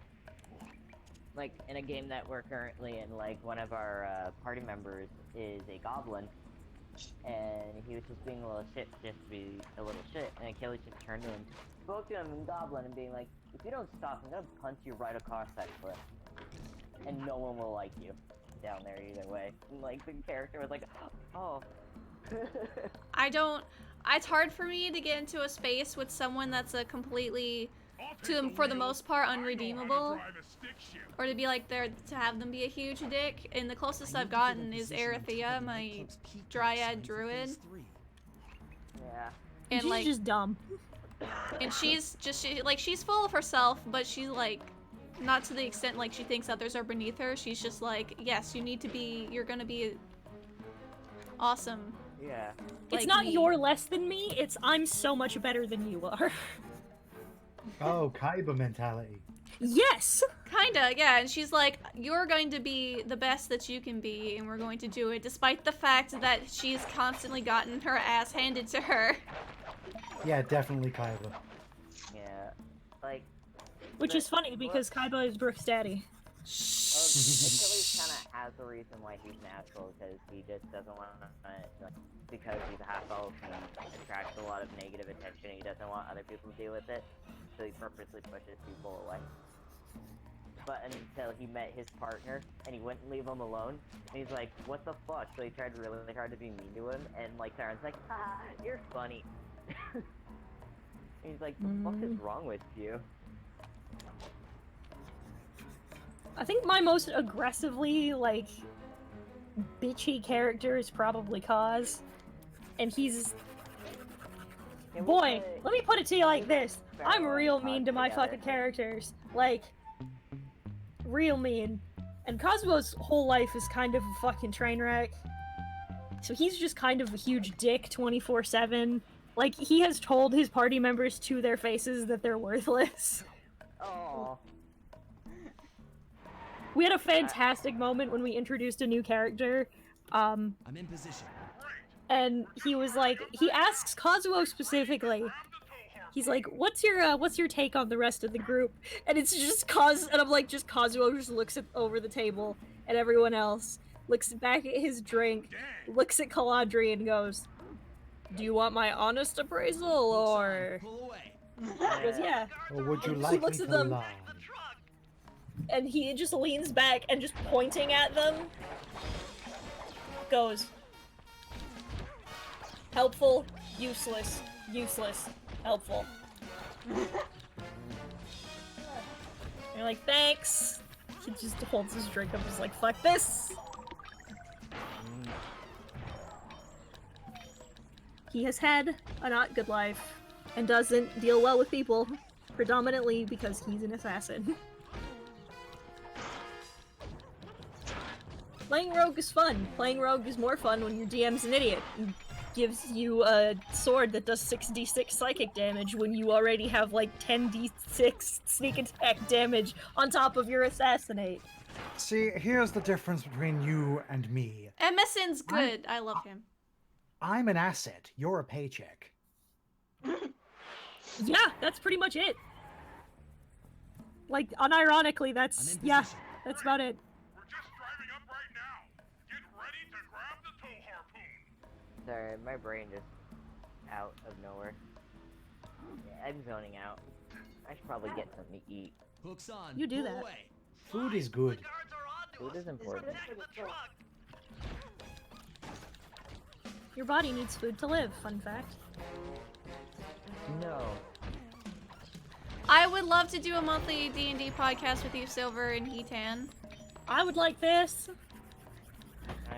Can I join? I would like to join. If that's up to Silver. Silver, can I join?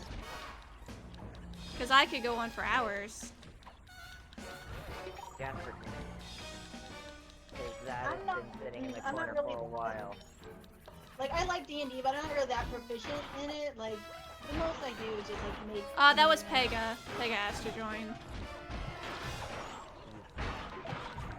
I'm excited for tomorrow's D&D game.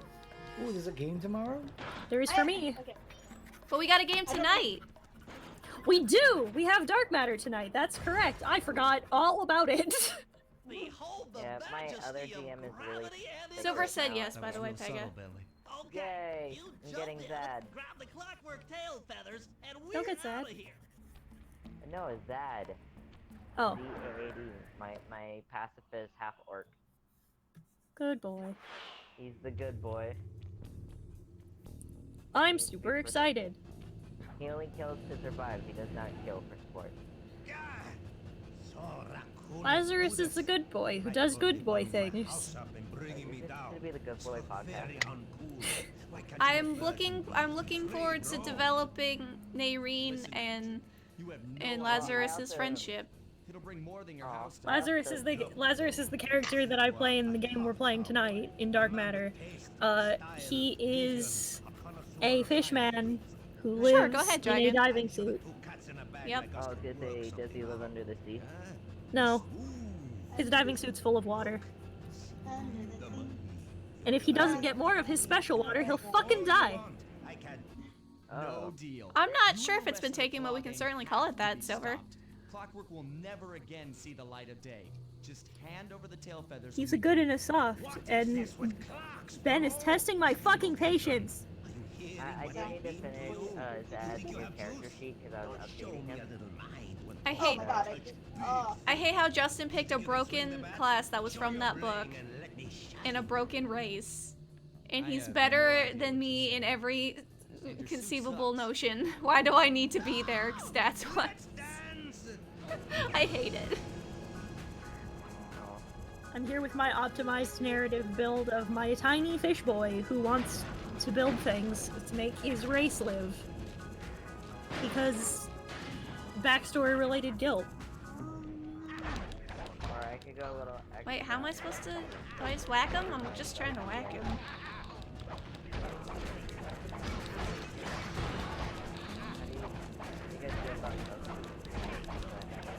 I like some cheese. She's 14, she's of age, already her people, and while Selkies in the, like, at least, not in the actual lore, but in the overlook, like, they're very isolated and they're very all about their own community. But she's like, people, hello, hi! So she's How old simply are you? I'm of age. Oh, where's your parents? They're at home. Oh. I could bring her if you guys want me to. That would also be good. Yeah. That'd be funny. I have officially... And there's this little passive-aggressive 14-year-old bard. Why does that always hit? How old are you? 11 days. How long do kobolds live for? 11 days! 11 days! I can't wait. Do you want to go to the light at the end of the tunnel? No. I love Chris Perkins so much as a DM and as a player. I had a whole ass plan, but we're gonna throw it right in the garbage can because I want to be a dumb kobold. You know, you want to know what makes me really upset?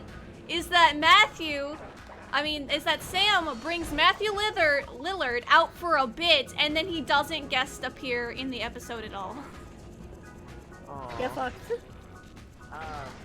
You there's, were expecting, your expectations subverted Sam Riegel's main power. there's a, He was only there for a bit, because he's a really good and nerdy D&D player. By the way, if you guys don't know, Matthew Lillard is the current voice actor for Shaggy, and he's done D&D stuff in the past. He's dope. Zito is a great DM.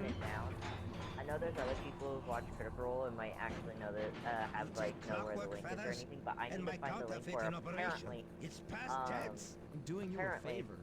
Justin kind of thief played prints with money? Critical Role There's with no honor in Taco, that. and apparently Hell went. Oh yeah, I heard about that. Wait, when what? Didn't you tell me Brooklyn? about that? Yeah, I told you about it. I don't know if anyone else knows about it either, because it was a few months ago. Wait, what happens, Pega? So Justin McElroy was invited to go and play with Critical Role. My gang and I had done it. And The apparently, clockwork tail feathers were ours, and Taco Dimitri's was an counterfeiting asshole to everybody, operation which is was not a ruined. surprise. Like, they murdered somebody, and Taco's like, well, shit, alright. Due to the untimely arrival of Carmelita, my escape got a little tricky. What? Yeah, apparently Angry at that's what having happened. just missed me, Like, she they took it actually- out on Dimitri, I don't know if that's actually what shutting down happened, the but they were nightclub and joking throwing about the it in, frustrated the forger fan behind bars. Bam. I feel like I would have heard about something if Justin gang and I McElroy was headed gonna out of town guest for a star weekend on month. Critical Role. I figured the team had earned themselves a well-deserved break. They would have announced. They usually announce their. Well, no, they stream their episodes, so it we'd have seen it already. That's weird. Well, I need to look into it. I don't know what's going on. Maybe they were just talking about like if they were on Critical Role. Oh, I might have misheard it then. That's my own fault. Yeah. That's my own fault. I admit that. Pickles the Panther I is misunderstood. great. Pickles is good. I fucking love that game. Another clockwork part had also surfaced don't in watch India, Critical Role, so the so- boys and I loaded up the I van built, and zeroed in on our next target. Just on a whim, Mysterious spice because lord known I as have a problem. A self-made man I who built grew a up poor on the one-shot streets of for Calcutta. D&D He that started was his life based of crime selling illegal around Animal spices on the Crossing. black market, eventually growing his small outfit to a sizable Um, operation and earning himself a seat in the prestigious Claw Gang. He's since crowned himself Lord of the Hills. What did I call and it? while he goes to great lengths to convince others of his royalty, it's mostly to convince himself. True to form, he's holding a lavish ball in his newly purchased ancestral I thought you palace. did well with him. The reason? To Silver. show off his latest acquisition, the I called clockwork it. wings. I'm pulling it up. The symbol. 'Cause I don't of remember the Miami. name. If you saw the wings silhouetted against But the I've run night it. I've sky, run the it game was already twice. too late for you, especially if your And name's it has been my most well-reviewed one-shot so far. Rajan I mean, believes I like all displaying your the one wings will shots bring I've him played so prestige, far. and maybe Like they will. literally, like yeah, but like They're I've also gotten bringing me. people. The Mystical Museum Mystery was what I called it. It sounds like it could have been made on the Survivor or the Apocalypse system. And it's great. And we like. It's very Animal Crossing. It's very simple.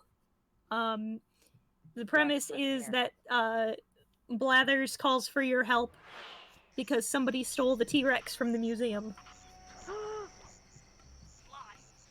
No way. So you have to kick around the village to figure out who did the crime. I still can't believe. I know you wanted the encounter to happen, but like I'm still sad that I rolled a 25 persuasion check and it didn't work. It didn't work. It was pretty great. What? You think I forget one of the Cooper family's greatest thief moves? That's Whenever fun to I'm near shoot. planet Jasper, objects, get up I here. just need to jump and hit the circle button. But- I appreciate heavily the means by which the players attempted, or no, didn't attempt, just succeeded in contacting Rossetti. Oh, you're a snake. There is in fact a mechanic, without breaking the fourth wall, in my one-shot to contact Rossetti. There we go. Silver says that Heaton's the best DM. Thank you. I appreciate that. Give me a shout out because today's National DM Day. Oh, it is? I appreciate it because I work really hard to make my game super fun for all of my friends, and the fact that they appreciate it so much makes me really happy. I only hope that I only hope that I can make Wild West as enjoyable as you make all your stuff enjoyable for me. I'm gonna fucking cry.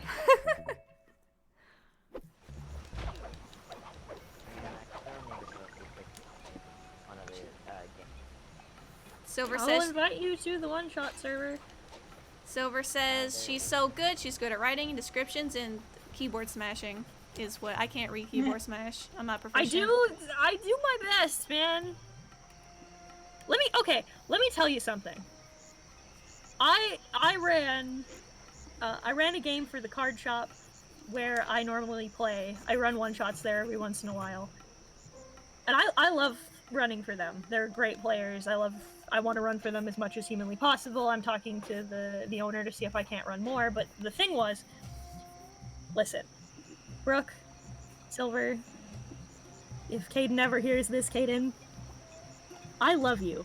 I love running for you. You're all fantastic players. But sometimes, it's nice to run for a group with 2 brain cells to rub together. Look, my real-life skill proficiencies is in grocery bag carrying. I watched these idiots when I ran the Grand Concerto. I watched these idiots hem and haw around. I had given them like the big plot reveal piece, and I watched them go, who could it be? For like 5 minutes before I looked at them and went, roll a history check. It's the same name I gave you earlier. I'm not good at mysteries, Heaton. See, Armando is smarter than I am. You know what the best part of that whole diatribe was, Heaton? At first I was going to be like, oh, you don't love me because you didn't say my name, but then I realized, oh, you called them all idiots. I'm a genius. You haven't played D&D yet, my guy. Which you probably... Yeah, but I'm still counting that as a win. Heaton, you probably could run chest control for the other crew if they're available, because we can't play normal Elemental Wars this week because family's in town. I can run chest control. I can run chest control on Friday. I don't think Heaton has ever... Good, I'm free Friday. Any of my games. You should play in some of mine. I will invite you to the one-shot server. I think I'm in there. You are, but I'll invite ZD and Pega if they want to play one of my one-shots at some point. Oh, hell yeah. Chest control is, so chest control's pretty easy. It's one no joke, I've had this for a while, but I made it specifically for, people like Crafty, for friends who don't play D&D and want to get started. It's a great, super low-level, like, easy, relatively easy encounter, just so you can get the hang of all the mechanics of the game. Premise is real simple. Heard, background noises on my end. I was trying to get Jasper to lay down. It's okay. Concept's pretty simple. So there's a place. I haven't named it yet. I'm still thinking. I want to think of a really awful, like really, truly despicable pun. Because the guy who owns it's not fucking smart. So there's this building. I think you did, Silver. It's a former wizard tower. And it's been kind of hollowed out. Monsters have been kicked out of it. And inside of the rooms are Mordenkainen's magnificent mansions. Basically, they make the inside of the room... They take one doorway and make a room the size of, like, a 4-story mansion. And... so the guy who owns it is this goblin, who I've had forever. I'm going to draw him after I get done drawing Corral for the card set. My mother helped me create this character, because we're fucking idiots. His name is Gabagool Guggenheim. I love him already. Because my mom and I kept, my mom kept saying that she likes, while we were in New York, she kept being like, I love the term Gabagool. And then we just kept saying it over and over and over again. We just kept going, Gabagool. And then when we went to the Guggenheim, we kept saying Gabagool Guggenheim. And then my mom looks at me and goes, you should name a D&D character Gabagool Guggenheim. So he is a goblin. He runs a bunch of, like... He's gonna become a more prominent fixture in my space. So he runs a lot of super not legal, not strictly street legal businesses. And this is one of them. You can say brothel, it's alright. No, there's a different person who runs the brothel. That's a completely different story. But this is one of them. I.e. HOA is not super plussed about this being turned into what is effectively a slum in an entire slum in one building. Even though it's technically... No! It'd technically be gentrification, actually, because the Mordecai's Magnificent Mansion materials are expensive. Anyway, the point is, so he runs the place, and he's got a guy to maintain it who fucked up royally, and now, one of the apartments is now infested with mimics. So your job is to go in and to find the mimics and get rid of them, but because you're at level 3, I made the extra caveat challenge. Because this is someone's apartment, you can't just broad sweep and destroy everything in the apartment. Because if you destroy everything in the apartment, you lose. Basically, I was sitting down thinking about it. I have made Fantasy Prop Hunt. You have. You have made Fantasy Prop Hunt. Are you proud of yourself? Yes, incredibly.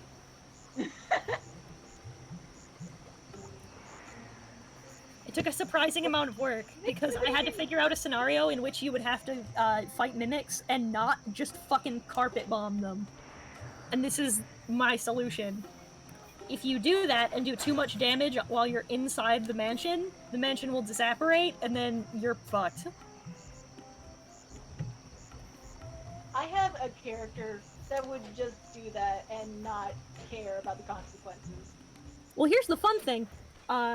So when you destroy a Mordenkainen's Magnificent Mansion, either dismantling it or when the time runs out or whatever, do you know what happens mechanically? No. No. Well, because it is a portable space, what happens is, once it's destroyed, everything inside of it gets yeeted out of it.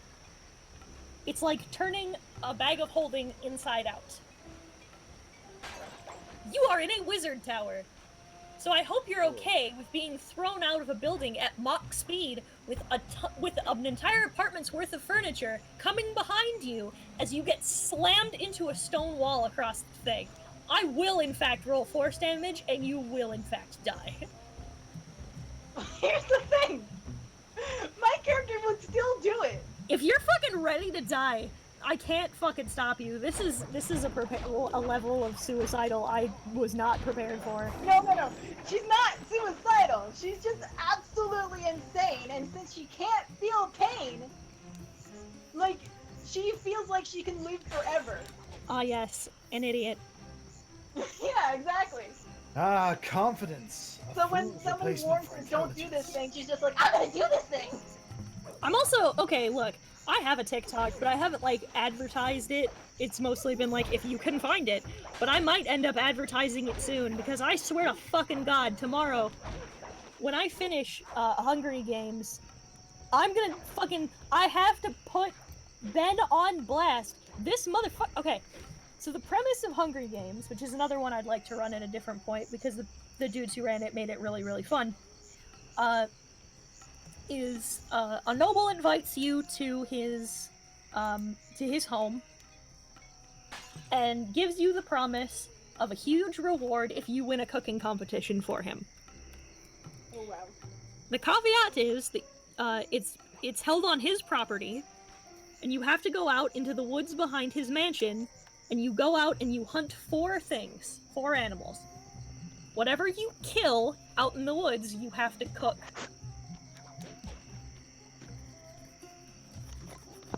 and you have to bring back and you have to cook it. So the first half of the session is you running out and fighting things. The second half of the session is you figuring out how to cook the things that you've hunted, right? Okay. So far, I like your character, Dragon. For a peek at what's in the woods, so far, their ingredients that they have collected consist of, in order, a T-Rex, a Chul, and a rock. As in a giant bird. As in a giant... Well, as...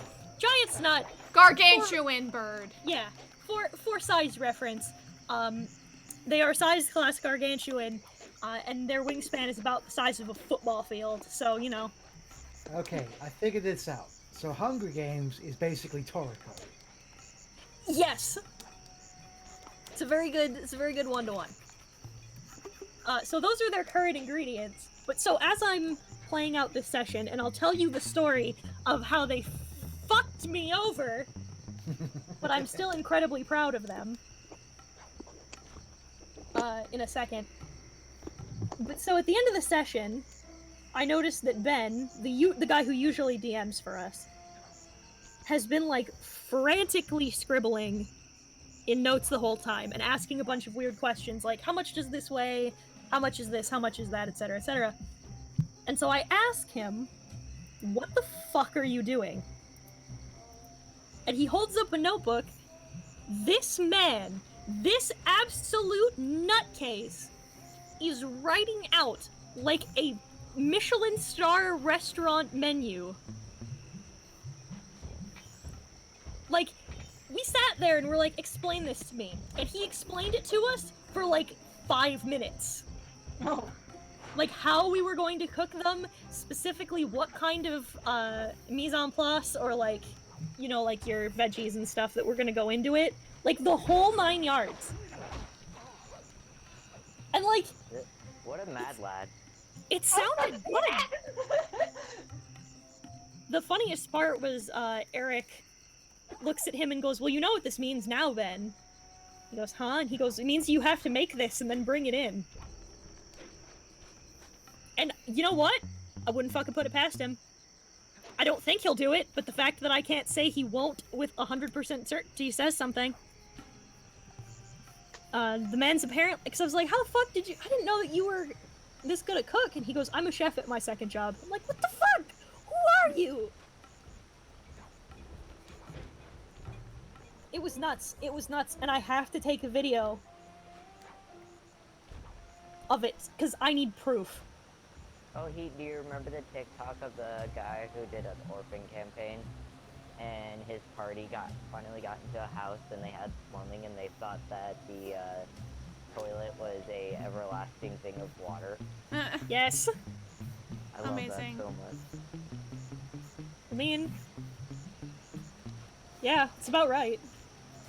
I have a puzzle I really want to throw some people at, just to see if they'll figure it out, specifically people like you and Ben Heaton. But, like, I wanna use it. Justin helped me figure out the puzzle. And I wanna use it in, like, my magnum opus is what you would call it, without having a better word for it. But I also just really want to use it, maybe in like a one-shot or something, just to see what people think.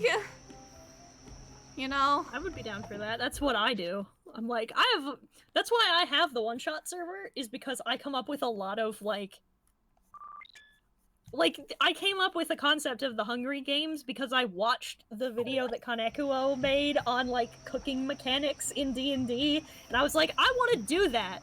How do I do that? The only problem is that, like, it's very specific. It would be very specific to that whole campaign story, so I would have to just wait, I guess. Yeah, so that's what I do, is I'm just like, I have a dumb concept, so I just write out a short script for it, and then I'm like, these all take place in the same general world, so, like, bumping into these places is pretty common. I also have a shop location from a friend that I have absolutely 1000% just stolen with his permission, that I've just cribbed because it's amazing. Is it the one where you can steal anything, but you can try and steal anything from? Yes. Yep. So the shop is called the Mockingbird. And you go into it, and so by the way, this isn't mine. This is a friend's. He 1000% came up with it. I'm just shamelessly stealing it because it's amazing. So you go in, and there's at the counter is a plushy beholder. Not a real beholder. He specified a plushy beholder. And you go in, and you ring the bell for service, and you hear a voice over what would be an intercom. Sorry, my friend sent me a video. Okay, what do you need? One sec. They sent me a thing about Ireland, and I was like, yeah, that's pretty accurate. About how they were like, hey, they're like, a couple years ago, they're like, hey, do you want to make gay marriage legal? And they're like, yeah. And Yeah, okay. there was then they got a prime minister who's half Indian, half gay, half Indian, not half gay. Half gay! Half Indian. Half gay! And that's called like, bisexual. Do you want to put them in charge? And they're like, yeah. Like, if there's anything about the Irish, they're like, they're just the most lax, like, whatever type of people that you'll ever meet. And Jack isn't wrong. It is very hard to offend an Irish person. This is true. But we apparently there's like, I've actually been hit on by people, mostly girls, and they're like, why are you so attracted to you? Why am I so attracted to you? I'm like, I don't know, maybe because I'm Irish, I don't know. And apparently that makes it like 1,000 times I mean, better, I can see where they're coming from, because I have called you pretty before. That's No, you know what? Let me explain something to you. Women hit on you because you're gay. There you go. And because you are gay, now let me explain this further. Because you are a homosexual, you put more time and effort into the way that you look than the average cisgendered man. And literally any effort at all is usually attractive to heterosexual women. Well, I'm 8, so... There you go. I mean... I'm kind of gender blind when it comes to attraction, but okay. I keep forgetting that you're like me. You're one of us. Wow. One of us! Like, I'll be like talking to somebody and they'll be like, oh my god, you're so attractive, and I'm like, thanks? Thanks, I guess. And they're like, and I had someone be like, man, you're so, like, straight up, like, hitting on me and everything, and I'm like, I didn't know how to respond. Not only because I'm 8, but also because I just don't understand how to fucking respond. And it's like, they're like, why are you so attractive? I'm like, I don't know. I don't know, I wore my nice pants today. What do you want? What kind of fucking...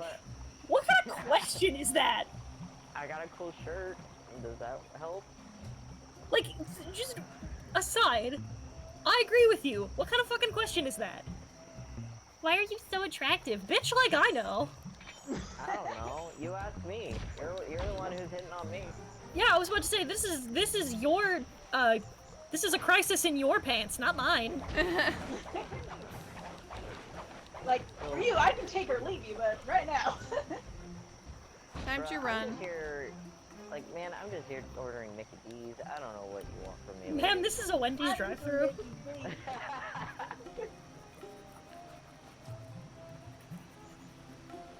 Like, it's so awkward. Like, I rarely get it from guys, but every now and then, like, I'll just be my own business and be like, you're cute. And I'm like, cool. Thank you. Your point? Ah, cool, thanks. Sir, this is a Subway. Man, I just want my sandwich. Make my sandwich, please. That's cool. Can I get... And can I get some turkey on there? It be like that. I've actually got hit on by a sandwich maker one time. I did, dude, while I was in... Oh, sorry, go ahead. I've only ever been, like, hit on by, like, horny gamer boys. Oh, neckbeard. But, thank you. No, remember, ZD. Gamers are oppressed. We are the true most oppressed demographic. F in the chat. Yeah. all neckbeards are basement-dwelling virgins, isn't that right, Brooke? Who just got married and moved in with her husband. Like, I used to make video game videos. Well, I didn't make them, like my friend did, but I like in those video game videos. And I did that for like, I don't know, I guess a few months. And then like, and I was like 19 at the time, and there was like these horny 14-year-old gamer boys hitting on me simply because I was a gamer chick, and I was just like, ha, ha, no.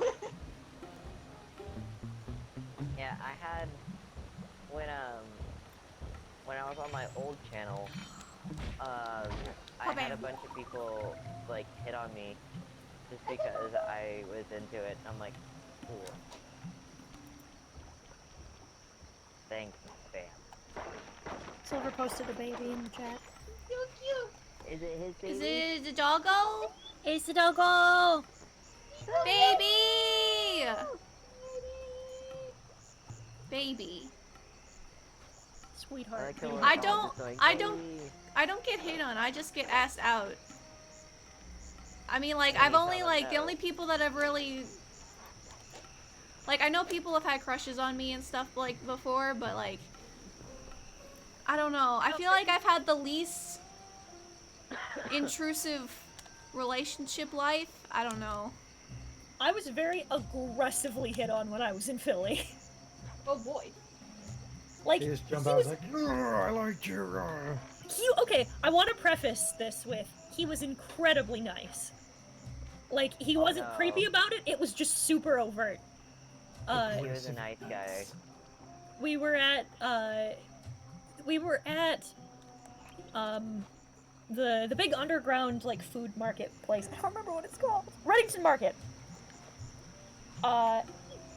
And it was great, and I was looking for a place to eat, and I saw this place that sold, like, kind of like, comfort food, and I saw that they had turkey, mashed potatoes, and corn, which is one of my favorite meals in the world, so I was like, I will go there.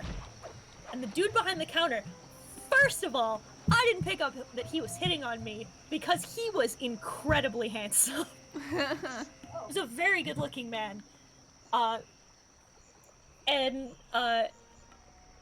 He's prepping my food, and he starts asking me questions. He asks me where I'm from. I tell him I'm from Minnesota. And he goes, "Oh, then what are you over here for?" He had a very thick accent. And I said, "I'm here on vacation." And he pauses, looks at me, and goes, "Why?" And like, he's just cracking jokes the whole time, and like trying to make me laugh and succeeding. And he was very witty, very funny. And I picked up on the fact that he was hitting on me about 5 minutes into this interaction when I was like, oh, he's intentionally trying to make me laugh. Oh, is he flirting with me? And then as I get my food, he looks at me, pauses for a minute, and goes, I'm gonna give you 10% off because you're cute. And then he did.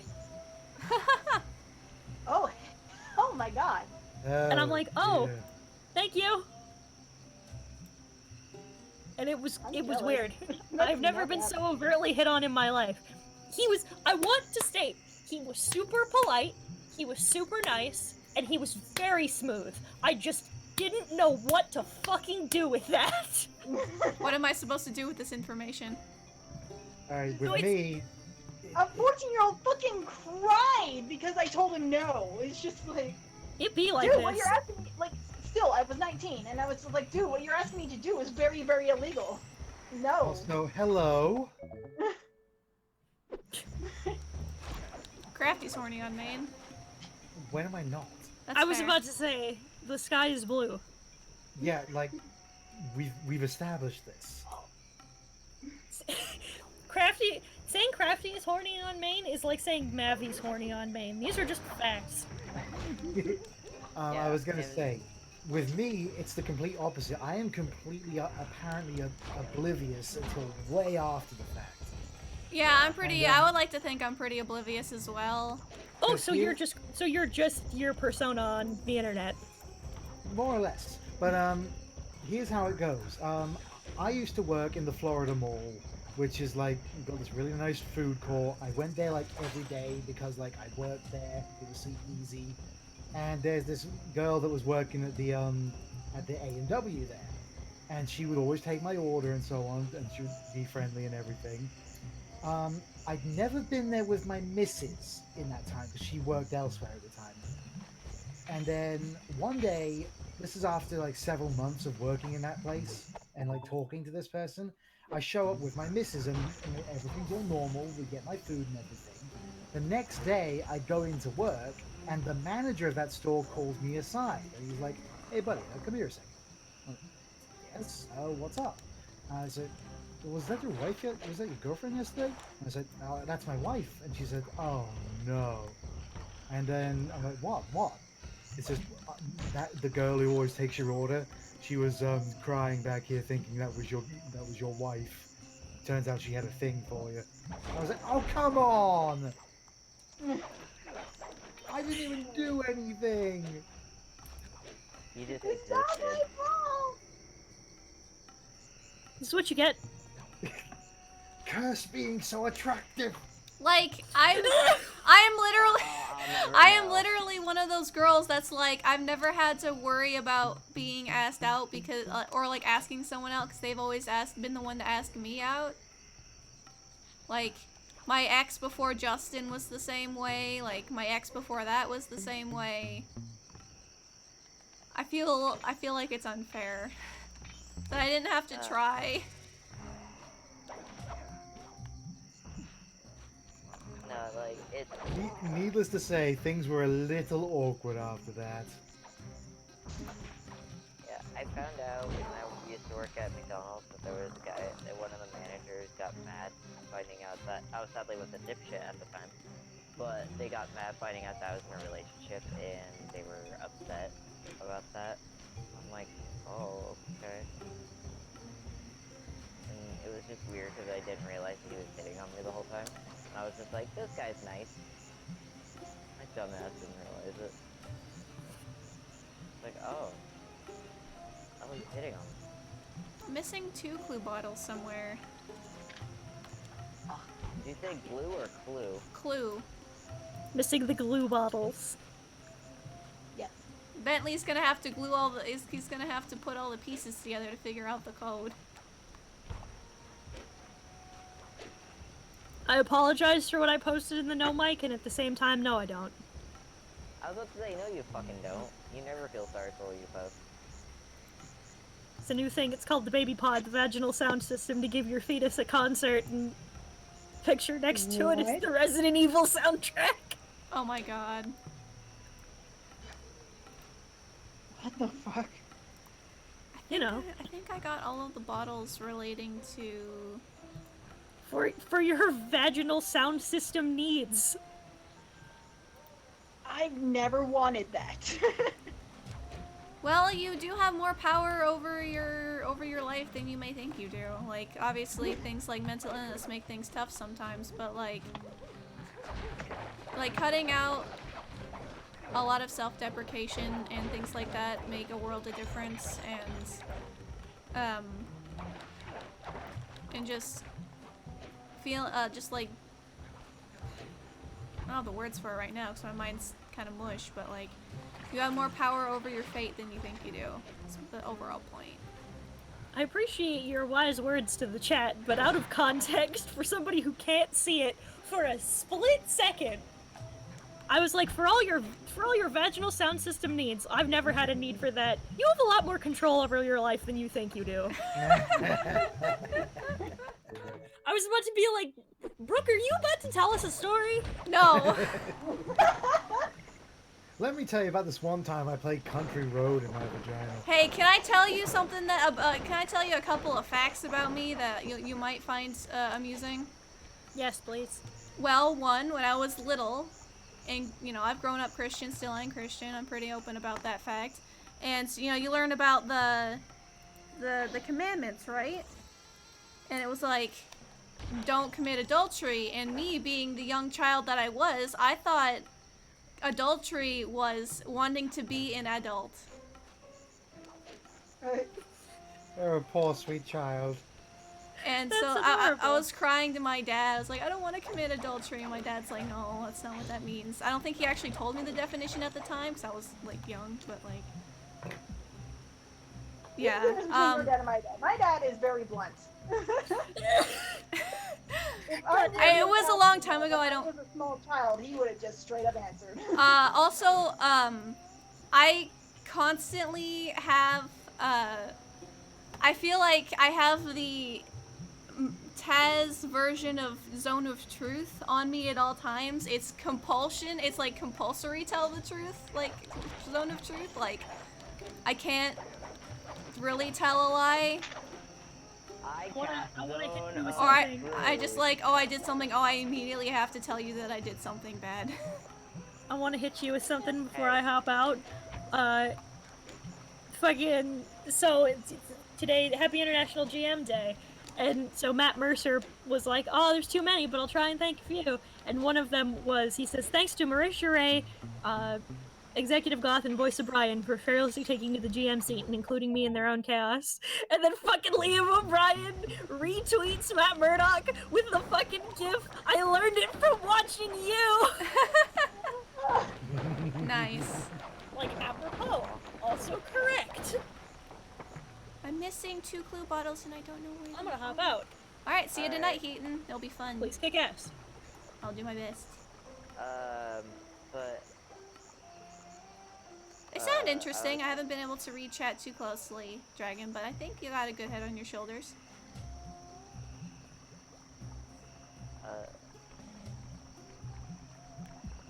If you guys want to know why I'm in space now, I'm playing 2 Point Hospital. Okay. The one game that Sega did right. That's right, I said it. I said it. What you could do about it? Nothing. There's nothing I can do. Exactly. Why can I crawl in here? Because you're not allowed to hide your sadness. Take me home, country road. Something, something, I don't know the song. Are you playing that on your baby pod? Take me home. Oh my god. To the place I belong. West Virginia. I like to say shit that sounds like West Virginia, but it's not.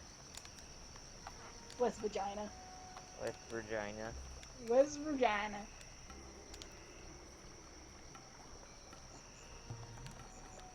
One of my friends and I were listening to that song one time, and she just screamed after saying to the place where I belong. It was fucking great. Lost shit. Oh, being a nurse in there. I am getting pretty tired. I've gone for almost 3 hours today and I've already streamed. I'll look up to see where I'm missing the other 2 clue bottles, and then on Wednesday, no, today's Wednesday, and then on Friday. What are you playing? I'm playing Slay 2. Oh. Yeah, I finished the first game this morning and I'm gonna, I'm playing through all of them in a marathon, so I'm gonna be playing through Slay 2 and 3 and then 4 as well. And then they're gonna watch the movie. Wait. You know, right now I'm painting on a piece of cloth with some slick paint. So I'll which is basically real thick. Which is basically real thick fabric paint, and it looks like I'm painting with blood. That's how it be sometimes. Okay. Finally. Well, I'm gonna save and quit. My eyes need a break. I need to lay down, and I'll need to start dinner here soon. So I'll talk to you guys later. Thank you for coming. See you guys on Friday for more Sly Cooper Band of Thieves. Goodbye. Oh.